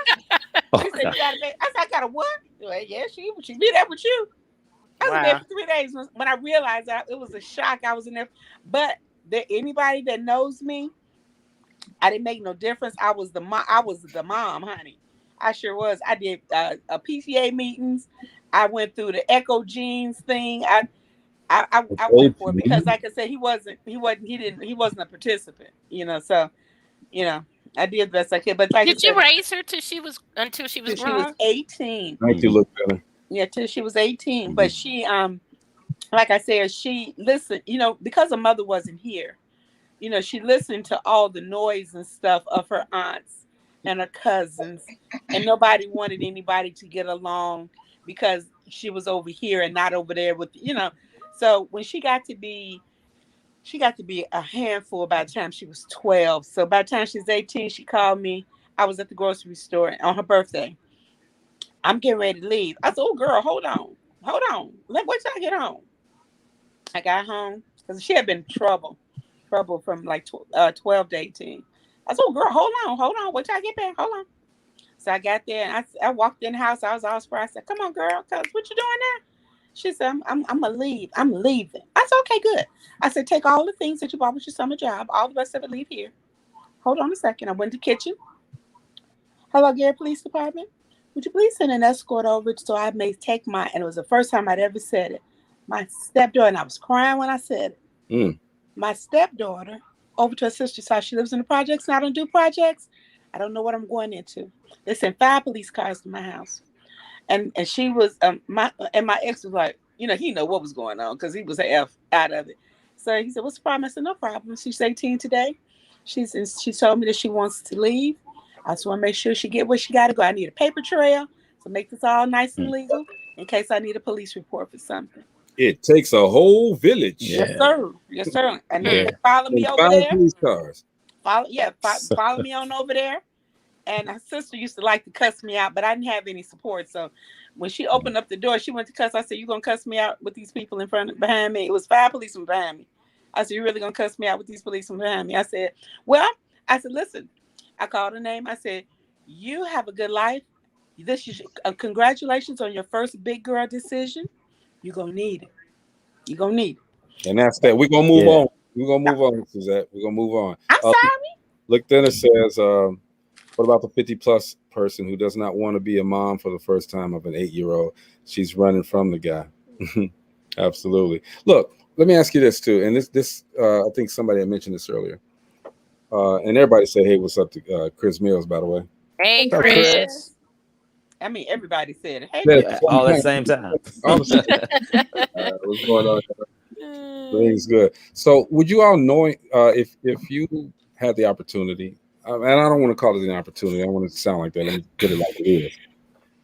You get with somebody out vibing and this and she or he says, well, look, I got cancer or I got sickle cell anemia or this ain't my real leg, whatever. They have a health issue. Would you still date them? Yes. Absolutely. Yes. That's where that better for worse come in at. Yes.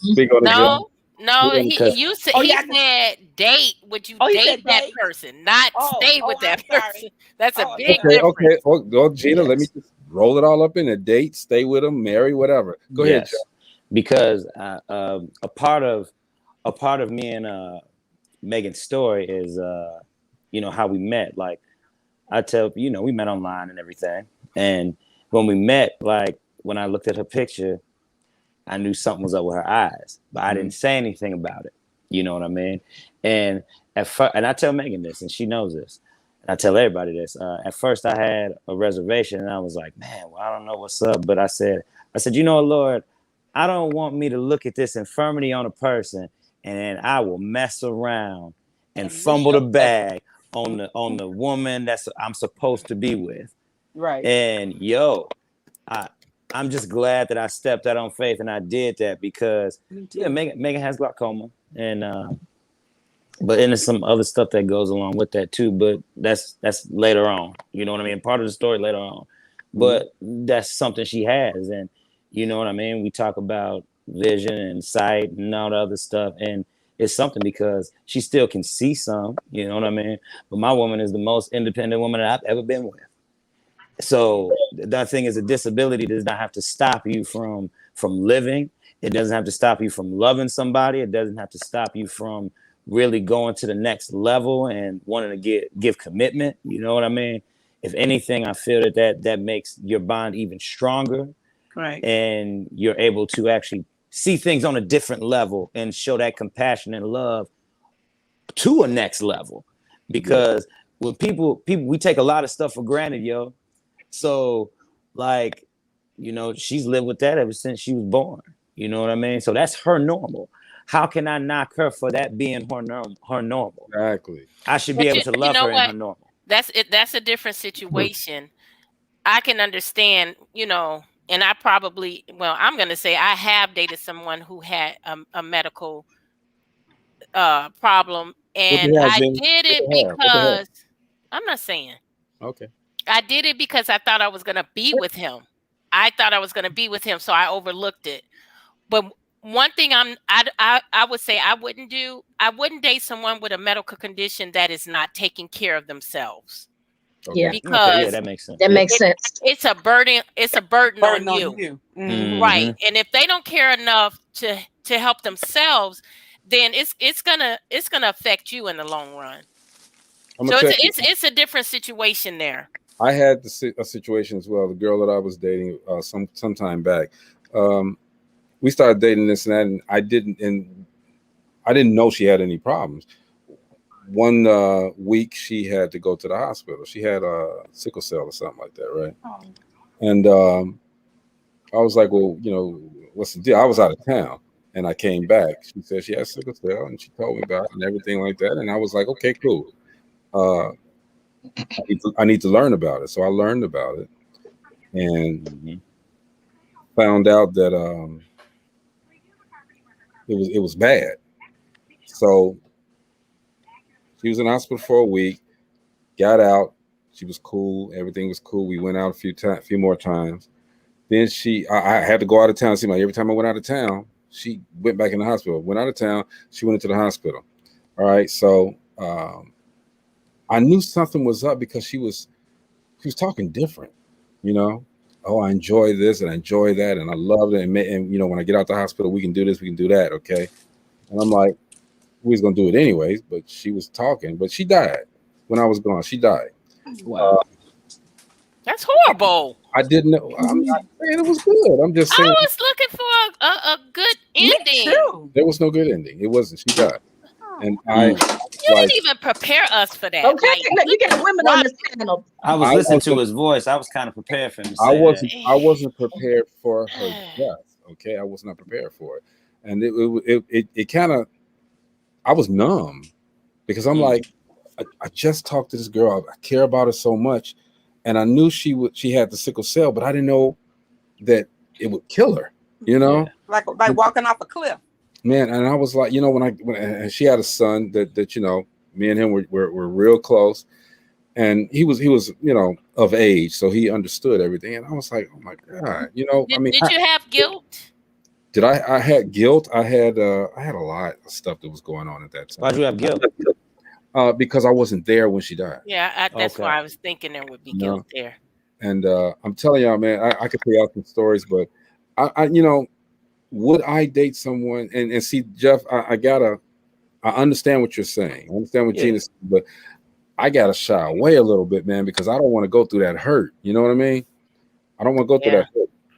Yeah. Again. Maybe should have gone to had some grief counseling. I'm a guy. I'm gonna tell you, I'm a guy who don't like. I don't believe in those psychologists. I believe in life coach now. I believe in a life coach now. Okay, well, it's somebody to talk to. I ain't believing no psychologists. I ain't believing no therapists. None of that. No family counseling. All that stuff. I'm the same way, big bro. Yeah, it is what it is. Any problem I have, I write a song about it, record it, and I'm done. And I write it. Look, I can show y'all a book right now. If I can find it, I got a book this thick with scripts, you know, of situations that I've been through. Okay, that's a stigma. That's and the movie of 925, by the way. That's a stigma in the African American community about counseling and psychiatrists and psychologists. And I went to one because on my job they thought I was crazy because they were messing with me and I had to straighten some folks out. So they sent me to one, and I was not great. I looked. Marcy, you was tearing the place up. No, I spoke my mind, and but they told me, no, you're not crazy. Look, we've said things worse than you, but it's just a stigma in the African American community, and sometimes it's just a matter of being able to speak to someone, just having someone there that's just there to listen to what you're going through. Yep. Sometimes without bias. Right. And sometimes it makes you better. You don't need to know my family business. Yeah. I didn't care for it because it was like, okay, so what happened? Well, how did that make you feel? Pissed me off. And and I'm just being real with it. But if you're not going to help me with solutions or something or whatever, to me, I was like, this is for the birds. And well, at the beginning, don't you have to kind of tell them what happened and tell them how you feel so they would be able to offer you solutions? But no, they're not there for solutions, though. They're not really there. Exactly. Okay, I didn't know. They want you to try to figure out things. They're not there for solutions. And that's why I kept my money in my pocket. And this is why. Well, you know what? This is why I push life coaching, because with life coaching, see. And that's why I try to tell people so that I feel it's something we need more in our community, so people can actually look at it and say, okay, one, you're not going to me for like a psych eval. You know what I mean? Because I might not even need that unless it's just off the deep end. You know what I mean? And two, I don't have nobody sitting up here giving me all this theory and big words and all this other stuff, trying to read me up and down. In our community, we need people that will listen and help us dissect so we can achieve a goal. Because 9 times out of 10, it's not sometimes it is the psychology of it, but still, even when you're dealing with stuff from your past, Black folk, a lot of us, we have a problem with setting goals to get over that hump to achieve. That's what I've noticed. And that's why I push life coaching so hard, because it's now I'm sitting down in front of somebody. We breaking down your situation. It could even be the past, but I'm not there for the psych thing. I'm there to see that, okay, you doing this because of this. Now let's go ahead and create something for you and a plan for you that can actually help you get over that hump based on who you are as a person. That's so much easier to say. You remember when we first talked, I asked you that question, man. Okay, because I told you, I said I'm not that dude that like to sit in front with anybody, and I don't want a psychologist. I don't want that. I don't want that. Like Marcy said, stigma. I don't want that. Okay, and you said you explained it to me and made me understand. Hey, look, this as a life coach, you're not pulling stuff out of people. You're basically letting them tell you. You're making them comfortable enough. Tell you what's going on, and you're not telling them, well, this is what you have to do, because that's what a psychologist does. You're telling them, okay, well, what do you want to do? You're asking them, what do you want to do? And then you're guiding them and giving them your assessment or direction of what they want to, where they should go to help themselves. Exactly. You're not the one that you're not trying to help them. You're trying to help them help themselves. Exactly. Right? That's what it is. Look, then it says, why do we try to disconnect our head from our body? We need to take care of the whole man, spirit, mind, soul. Yeah. Go ahead. Well, you know what? That is such a good point that Look Thinner made, because with all the travesties that I went through, the divorce with my first husband. I met him at the age of 15, 17 years and 3 kids later, we're divorcing. That was devastating, very devastating to me. Where I found my way out of that dark hole was church. And I'm so serious. Had I not started going to church, I would not have been able to get my head back on my body. And then here come the second devastation with my second husband, 17 years. And now we learned on January 4th, we learned he had stage 4 cancer. And in April 4th, he's gone. I didn't have time to even digest the fact that he had cancer. Now not only do I have to try to wrap my head around that, but now I have to wrap my head around that he's gone, just taken away, just like that. And again, the first situation with my first husband, it was kind of like I went into a dark space. I started partying, drinking, smoking weed. It was just like I was just trying to drown yes. I was just trying to drown all of this sadness, and that was my way of doing it. So when it happened the second time, and I really did think in my head, okay, I've faced another fork in the road. Which direction am I going to go in? And I decided it's going to be a positive thing for me. I prayed and I went to church. I stayed in my Bible, and I was able to come out of that because I lost my best friend. And it wasn't even enough time for me to even grip and start to process that this is happening in our life before he was gone. And I'm dealing with coming home and, to an empty house and, things we used to do on a daily. He would get up every morning and make me coffee. Now I couldn't even sit I couldn't sit at my kitchen table. There are restaurants that we used to go to that I couldn't go to. And so the only thing that pulled me out of that was, and my friends. So they were my life coaches because they knew what I was going through. They were there for me. I could talk to them. I didn't want to feel like, here come Gina again, the one just lost the husband talking about, I didn't want to be that person. And so, they would just make me talk to them.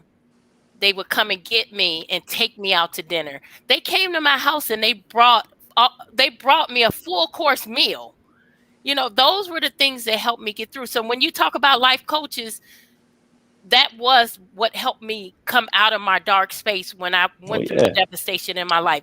That was me talking to my good friends, the ones I trusted, the ones I could say, the ones I could cry to. They were my life coaches, and they still there for me even now. And this is why I always say I put in with my particular life coach, and I do tie in the scripture along with it as well. Because I'm gonna tell you what you exercise with you and your friends. When the Bible says to confess the sins among the brethren, that when we talk with each other, we may be healed. That's what it is. See, what you did was you talked to your people. You know what I mean? Who were also like-minded believers, who were also together. And when you confessed the different things that you were going through, because see, let me break this down. Sin can also manifest in the mind. It don't always have to be an action. You know what I mean? It can be your thought process, the direction you want to go down. If you thinking about something bad, you got to get that and erase that out of your head before it comes outward.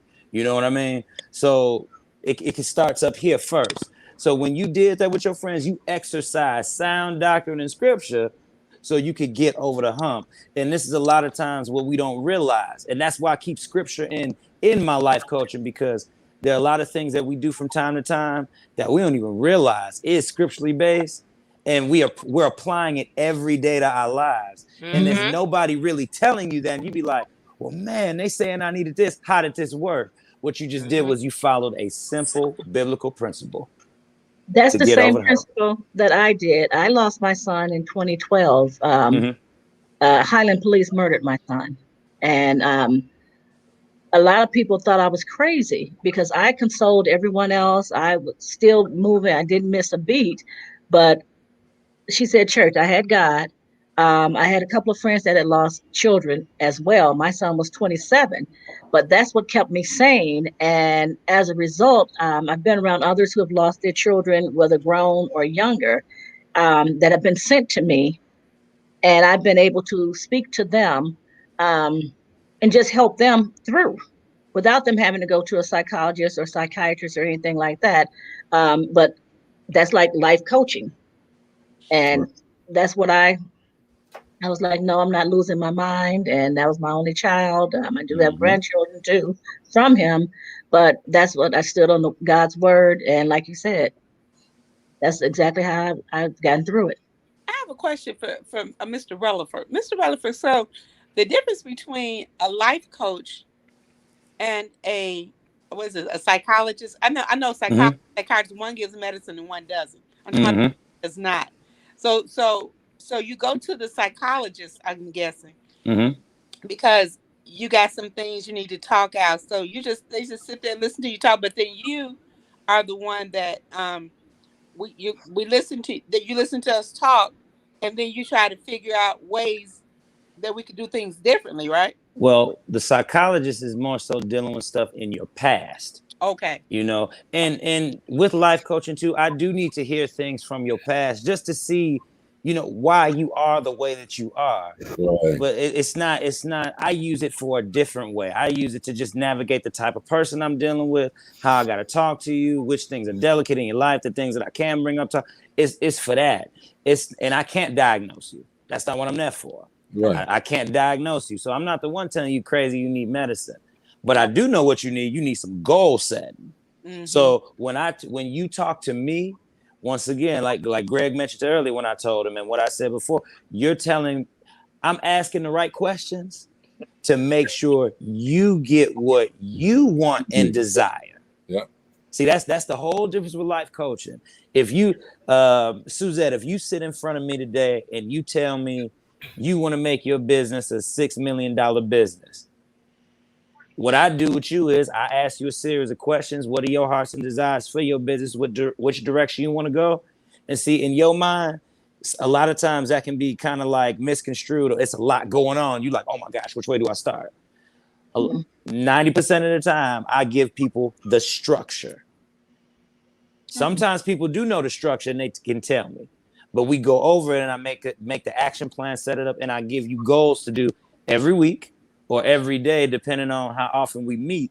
And then we talk about if you completed them or not. And if not, how come you didn't complete it? And the term we use is a limiting belief. All that is a belief that stops you from moving forward.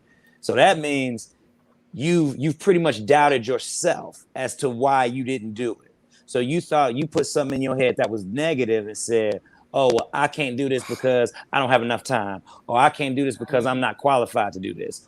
I'm like, no, you are qualified because you were the one who said you wanted to do it. Now, the Bible says that if you speak it, there it is. You can manifest the desires and wills of your heart. That's what you can do. So we believe this. I believe this. You believe it. Let's go ahead and do it. And then we get you back on the saddle. You know what I mean? A lot of people need to do that. Then that sounds good. Well, that's what we teach on to the authors as far as having an accountability coach, so that they'll be dedicated to complete that book. So it's the same difference. And you do need those individuals to push you because you're always going to have reasons why you can't get it done. That's a question though, Jeff. So during coaching, someone may come to the reality that they should see a psychologist. And he talked about that, Jeff. You talked about that on another show. Yeah, I did. It's what happens is since I can't diagnose, it's not the actual person coming to that conclusion. It's like, yo, if you coming to me with some outlandish, crazy ideas, notions, and all that, 9 times out of 10, I can tell that with people when I'm talking to them. It's once again because I'm asking the right questions. I'm making it about you. So now you're naturally going to tell me about you. You know what I mean? I'm open to your viewpoints. I'm open to your way of thinking. I'm open to anything that you're going to tell me. That's why in my session, we keep everything closed. Whatever happens in the session stays in the session, because I've had some people tell me some stuff. And I was like, I think I can help you with your goals and where you're trying to go. But the reason why you can't get any further is beyond me. So then I'll say, maybe you do need talk to somebody who can go a little bit deeper with that for you, because I don't get paid to go deeper into your thought process. I get paid to go deeper into what you desire as an individual. Right. See, we just got life coached for free. I could bring up some clients. Say what? I know a few clients you could have. I do. Oh, he get ready to get some. Trust me, get ready to get some. I'm telling you, we do work over here at Redirect, Regroup, Refocus. We don't play around. Redirect, regroup, refocus. That's the name of it. Yep, Redirect, Regroup, Refocus. Where is that located? It's 565 Massachusetts Street. I'm the small little red building on the corner. In your head, Marcella. It's located. It's all in your head. I'm just saying. But yeah, I mean, and that's one of the reasons where, you know, man, I kind of, outside of Chris, you know, we're missing Chris a lot. Thank you for coming back, Chris, for a couple of days. I know you're busy, bro. But need you on this show, bro, for real. Okay. Matter of fact, I want to talk about doing some different things, but yeah, definitely need you on the show, because there's a lot of, when we talking about the relationships and everything else that's going on, and y'all, I apologize for not focusing on here, okay, because Milwaukee starting to get it handed to them. But as we talk about all of these things, you know, the clarity that you bring is necessary. I think everyone needs, as I don't know who said that, somebody to, I think Suzette said it, everybody needs somebody to just regurgitate on, you know, and I say it not in a bad way. They need to just let it out. Okay. I know I need that, because a lot of stuff has happened in my life to get to the point that I'm at right now. My father was my rock, man. Okay. And you know, losing him, you never expect to lose a parent. Definitely. You know, people, I've seen it happen to other people, and I, you know, when I everybody would put on Facebook, you know, father, dad, or my mother, dad, I put on there, you know, my condolences. If anything I can do, let me know. I don't know the words to say, you know. My father died. Boy, I found words, all right, and I actually saw that. I went to a church, and I was sitting in the church, and the pastor came up to me after the service, because he said, "I see something that's troubling you. I can see it." And you know, I didn't think I could. I was on my persona there. He said he could see me, and he talked to me, and I just started crying, man, because you know, my father had just died. All right, my little brother, just last year, you know, he's not my blood brother, but we've been knowing each other forever, and he's always called him. I've always called him my little brother. He died last year, cancer. You know, hurt me bad. Okay, I was on the show talking about it. Matter of fact, he came on the show a couple of times, and I just broke down. I had to cry. I mean, you know, it's like, and I don't like crying. If anything happened to any of you guys, man, I'm gonna have a fit. I probably would. You probably wouldn't have me on the show. Chris is like a little bro. I've been knowing him forever. You know, something happened to him. You know, he get you know, thong poisoning or something like that. You know, thong poison. Wait, Suzette, we like, wait, what? What? I caught it, but I was late to react. I was waiting to see who else was gonna react. Hey, look, look, if y'all laughed, I wouldn't have laughed. Good night, Irene. What is on that song? Lord, don't make me choke. Oh, that hurts. Y'all wouldn't have laughed. Y'all know Chris. He with somebody. Bust my stitches, oh Lord. And the most interesting question is, I just want to know, how do you get thong poison? That is the best. What's going on with that? I'm scared. Another night. Yeah, like how? Chris, please explain to them how you get thong poisoning. Is it too little? What kind of poisoning? Thong. Like Cisco? The thong. Oh, I don't know. I see now. I wore a thong a day in my life. No, I didn't say you wore it. I mean, I don't know how to get thong poisoning. I've never heard about it. Chris be up at the club. I can't break my 100, but Chris be up at the club. Hey, you know, that's one thing. That's one thing I don't do. You know, I was just gonna say that don't even sound like Chris. And then the sweat. I will promote a strip club party. I even go to the strip club for the chicken wings. But I am not going there to spend no money on no female. Chris, so you're not a card carrying member of the Sweaty Thong Club. No, never been there. Okay. All right. I'm a boy. I love women in boy shorts anyway, so I'm different.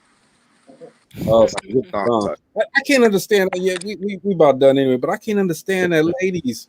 This is a question too. Why would y'all have a spring up your ass?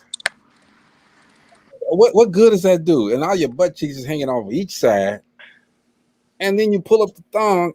Ain't that cutting off circulation or breathing or something? Well, from what I heard from women is that they do it so the petty line won't show on certain things that they wear. As far as but now they have, what is it called, ladies? The sheer penny where it don't show, the line don't show. It's like a sheer penny line now that you wear to like boy shorts. It's a sheer and it doesn't show the penny. I know that thong had to stink after you take it off. Come on. It better not. It's Gina, it's riding. It is riding the crack of your ass all day long. Well, she better get in the shower then. Okay, yeah, get in the shower, but come on, you got the thong on all day long. You take it off. You trying to tell me it ain't gonna smell? You don't wear a thong all day. You don't wear a thong all day. Chris, you know what I'm talking about. It's up the look. Do I got to show y'all? Hold on. Greg. Yes. Stop. I'm just y'all have to reel him in. You know, when he get too far, reel him in. Bring him back. Bring him back. Hey, Gina, look at it this way. Oh, man. At least now it's not starting until 10 minutes left in the show. You know, right. It used to start an hour before. I know. As soon as 8:00 hits. Jeff, yes, I used to be bad. Very bad. Hey man, we all done a little something. I told y'all I was in before I was out here getting it. I'm talking about on the show. Oh, I'm sorry. I was talking about my whole life. Jeff said flashbacks.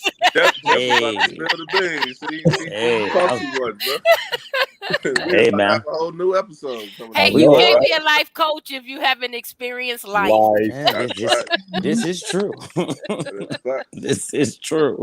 No, Jeff, I'm gonna reel you in on that one. You ain't gotta tell everybody this. Okay, you know, hey man, I'm an open book. You know, that's why I say stuff to people, man. Can't nobody say that, Jeff.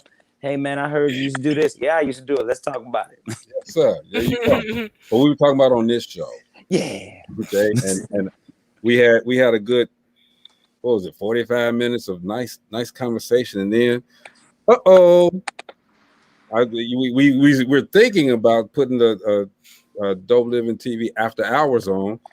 But it wasn't really gonna be after hours. It was gonna be 8:00, you know. It's gonna be 8:00.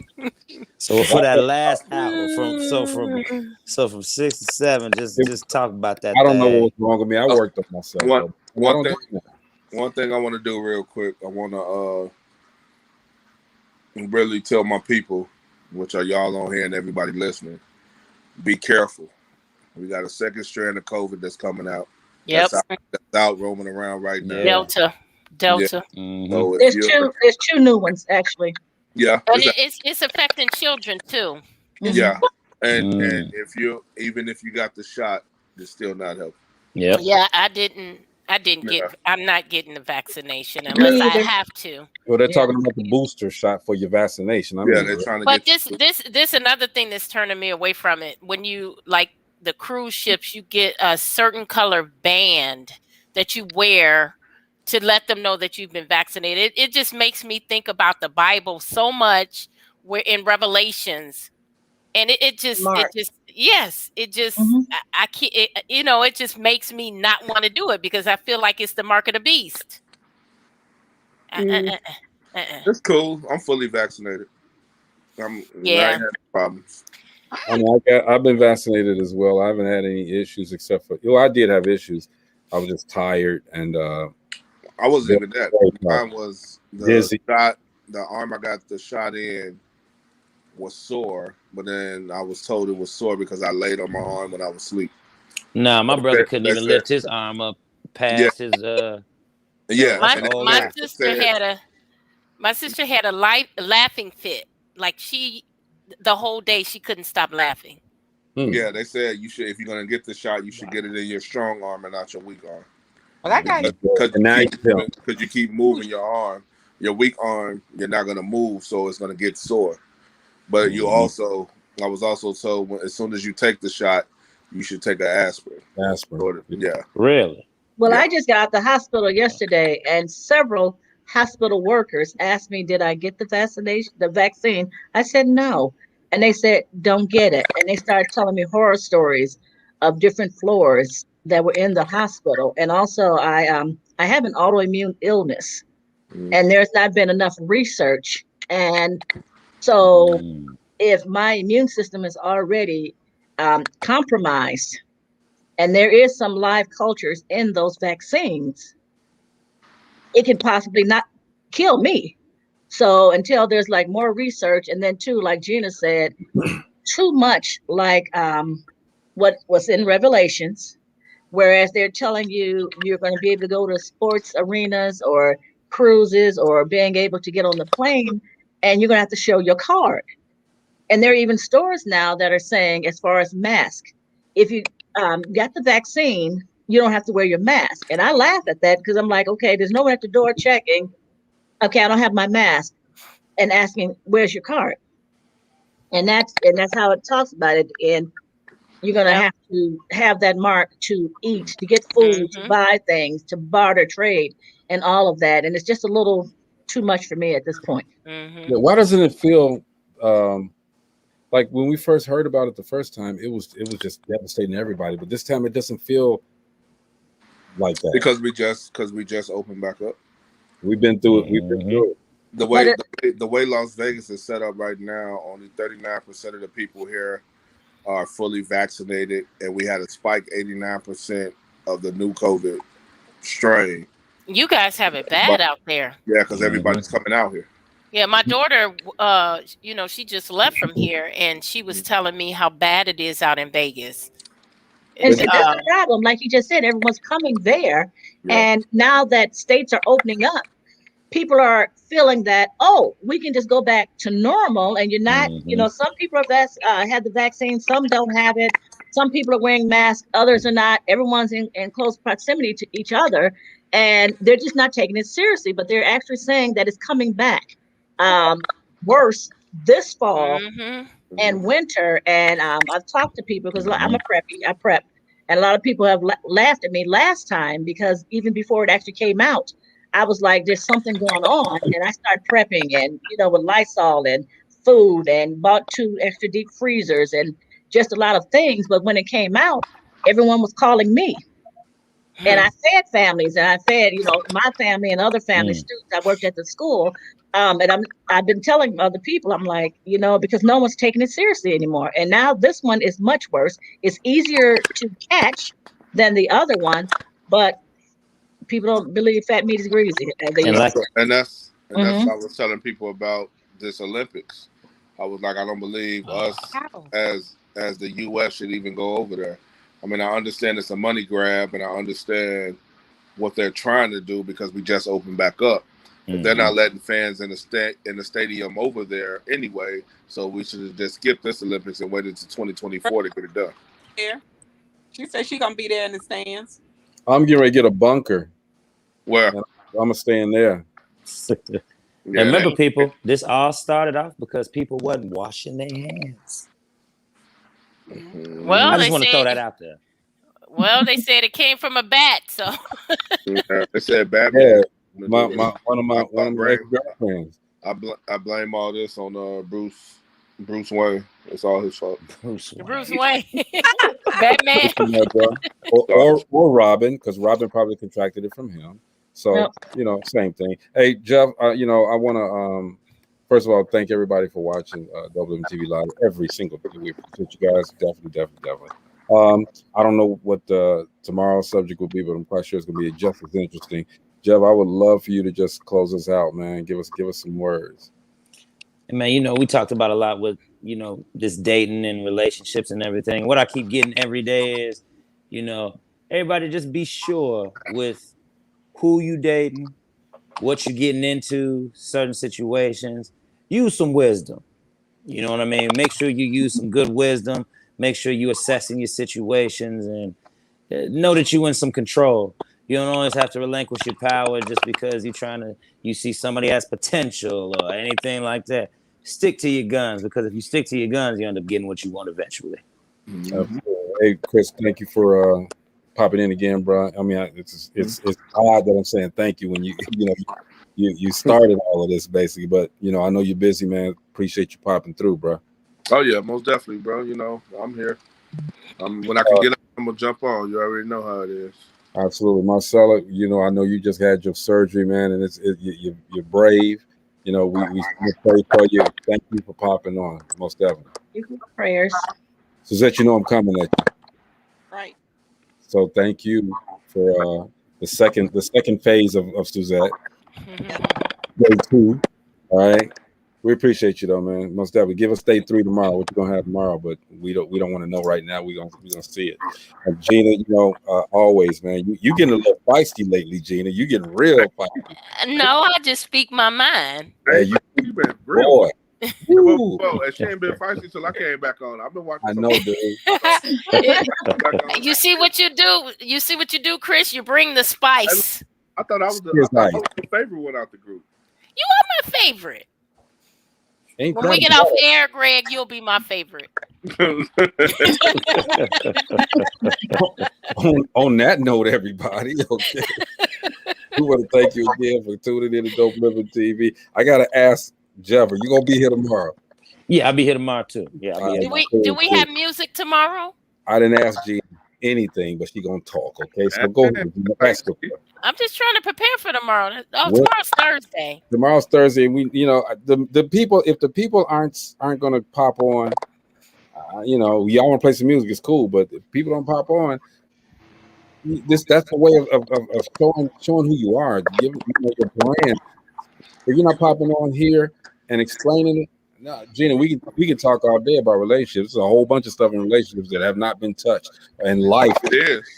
We got a life. One thing I want y'all to have this sit on your soul, because we about to get off of here. Have you ever seen your grandmother cook tacos before?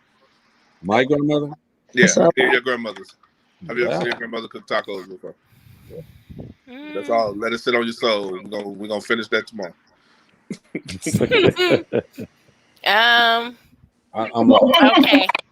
I'm lost. We're talking about cooking right now. Have you ever seen your grandmother cook tacos? I don't remember. I don't think I've ever seen my grandmother cook tacos. I have. That's a new age grandmother. That was my grandmother. Mine was an old age grandma, old school. But I have to cook tacos. My grandmother used to make us ice cream out of snow. All of that. I've never had my grandmother cook tacos. No, we were gumbos. We were gumbos. So you probably had that yellow ice cream, didn't you, Gina? No, she got it off the roof of the house. Oh, off the roof of the house. Mm-hmm. The bird. And the sugar canes. She introduces sugar canes. I never had a sugar cane until my grandmother gave me one. Did you ever have a great big huge? What's that, Chris? Greg, you're an idiot, dog. You're an idiot, man. You talking about yellow snow, bro? You are an idiot. Hey, man. That was his snow. Exactly. Greg ain't never had. Gina, you once said you made ice cream out of snow. I ain't never getting no ice cream out of no snow. I went to the store. My grandmother used to make ice cream out of snow. Hey, that's what our old school grandmamas did. So I asked the question. I just wanted to make sure.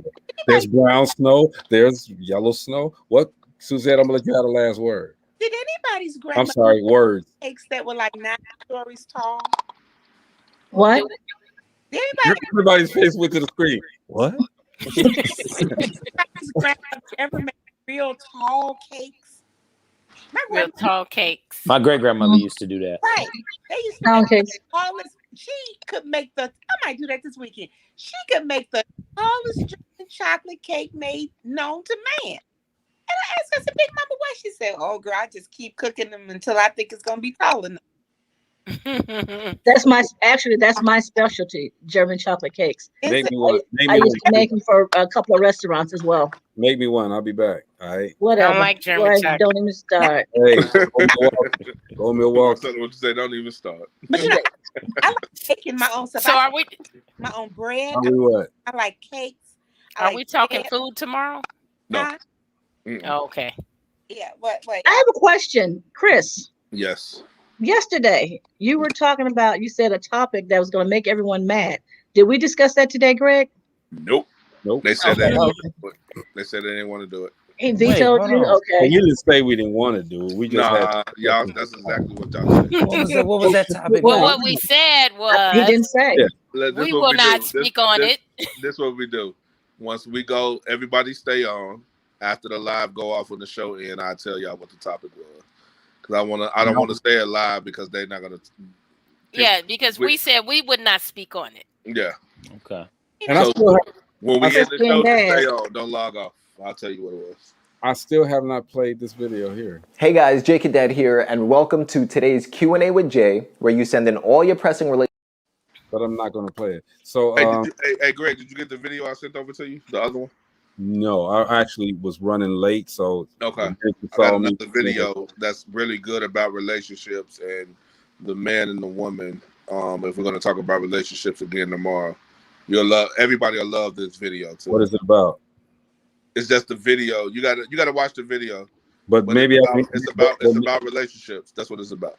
I understand that, but I want to get the question. I don't even have the topic for tomorrow. What's the topic for tomorrow? Well, maybe once you watch it, you'll get the topic from the video. Am I gonna have to mute Gina? Chris, what's the? I don't have a topic. I just want you to I can unmute, right? You can't silence me. I don't have a topic, but if we're gonna talk about relationships, that video and what they're talking about in the background is a prime thing. Send the video to all of us. Okay, I'll do that. Me too. Can I see it too? There you go. Yeah. I don't have it. What? I sent it to you last night. It's in your one by yourself, bro. The message. Oh, where it says Christopher sent the video and it's too. No, not that one. The other one. My God, this was deep. The joy of watching. What's that one? Wait. Rewind. What's that one? No, not that one. The other one. We want to see that one too. Look. He gonna say, oh, which one? The one that say Christopher sent the video? No, not that one. The other. It says, my God, this was deep. Okay, yeah, send that to everybody, man. Send it to everybody. I gotta put Jeff on that stream too. Where did he go? Jeff, you're supposed to stay, bro. Well, he's been jumping on. He's been going in and out, so he'll probably jump back on. Yeah, he's right there. Is everybody in the group one on Messenger? No, Marcella isn't, and Suzette isn't, and Jeff isn't, and I can't get Jeff on here at all right now. Just put them on if they so that they can get the correspondence and all the stuff we talk about. Yeah. Just put them on. I think if you can't put them on, I'll put them on. But anyway, everybody, look, there's Jeff again. Okay, look, on behalf of everybody here sitting on this panel right now, we want to thank you guys again. It's DopelivenTV Live. We will see you guys tomorrow with Chris's subject of the day and a video too. All right, hey man, look, make sure y'all look number 10. Thank you, Gina, for that. It's number 10. Did you see that? Number 10, girl. I said I am gonna have to start buying core, so I sent him a link. It rates water from the worst to the best, and core was in the top 10. I've been looking for core. Today was the first time that I was able to find core at Myers. Dollar General. Hey, that look good. That look good in your hands, girl. And the water that I drink was like $29, so I'm not gonna drink it anymore. Yeah. I'm gonna start buying core, and I used to buy Avion, which is very, very expensive. Yeah, and it was like number 15. Girl, the water I drink, that is not even rated. So look, everybody but Chris is in Gary, right? So when I come back, I'm gonna give everybody 2 bottles of core. I'll take it. I'll take it. I got y'all. Don't worry about it. 3 bottles. So that you said Dollar General is there? I don't know where it said. I don't normally go there. I'll check it out. I think I want in Miller now. Next day. Oh God, that's in Gary. I don't go out there. Sorry. Okay, sorry, but I work in Highland. Look, Dinner says me too. I got you. Look, Dinner, don't worry about it. You got to pop on here one time so you can get look. I keep telling her to. This is another thing I'm gonna do for everybody that's watching as well. Since I'm not off yet, but we're getting off. So when we're talking, we get into these conversations, and we do have these moments, these great questions. So starting next month, if the print is cool, I'm gonna start giving away Property of Dope Living t-shirts to the core comment of the day. Make sure that you guys tune in so you can become a part of the family. Look, Dope Living, man. It means good living. Good living, all right? And to achieve good living, you got to watch this show. Would you send me another t-shirt? Because I can't find the one that I purchased. Chris. Jeff.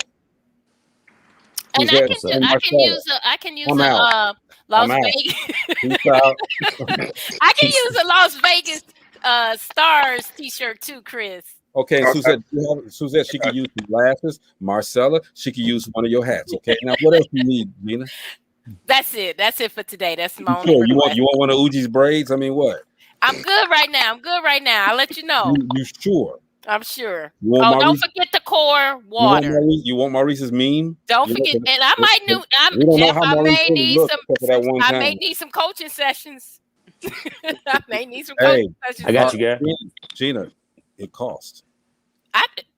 What you trying to say? What is he trying to say? Marcella, look Thinner. I'm out of that. She has to figure out how to get on. She tried before. Can you help her out next time? Sure. All right. Now, for real, this is Dope Living TV Live. We out, y'all. I kid you not. We gone. Gina, stop. Well. Later, y'all. All of y'all stay on real quick, all right?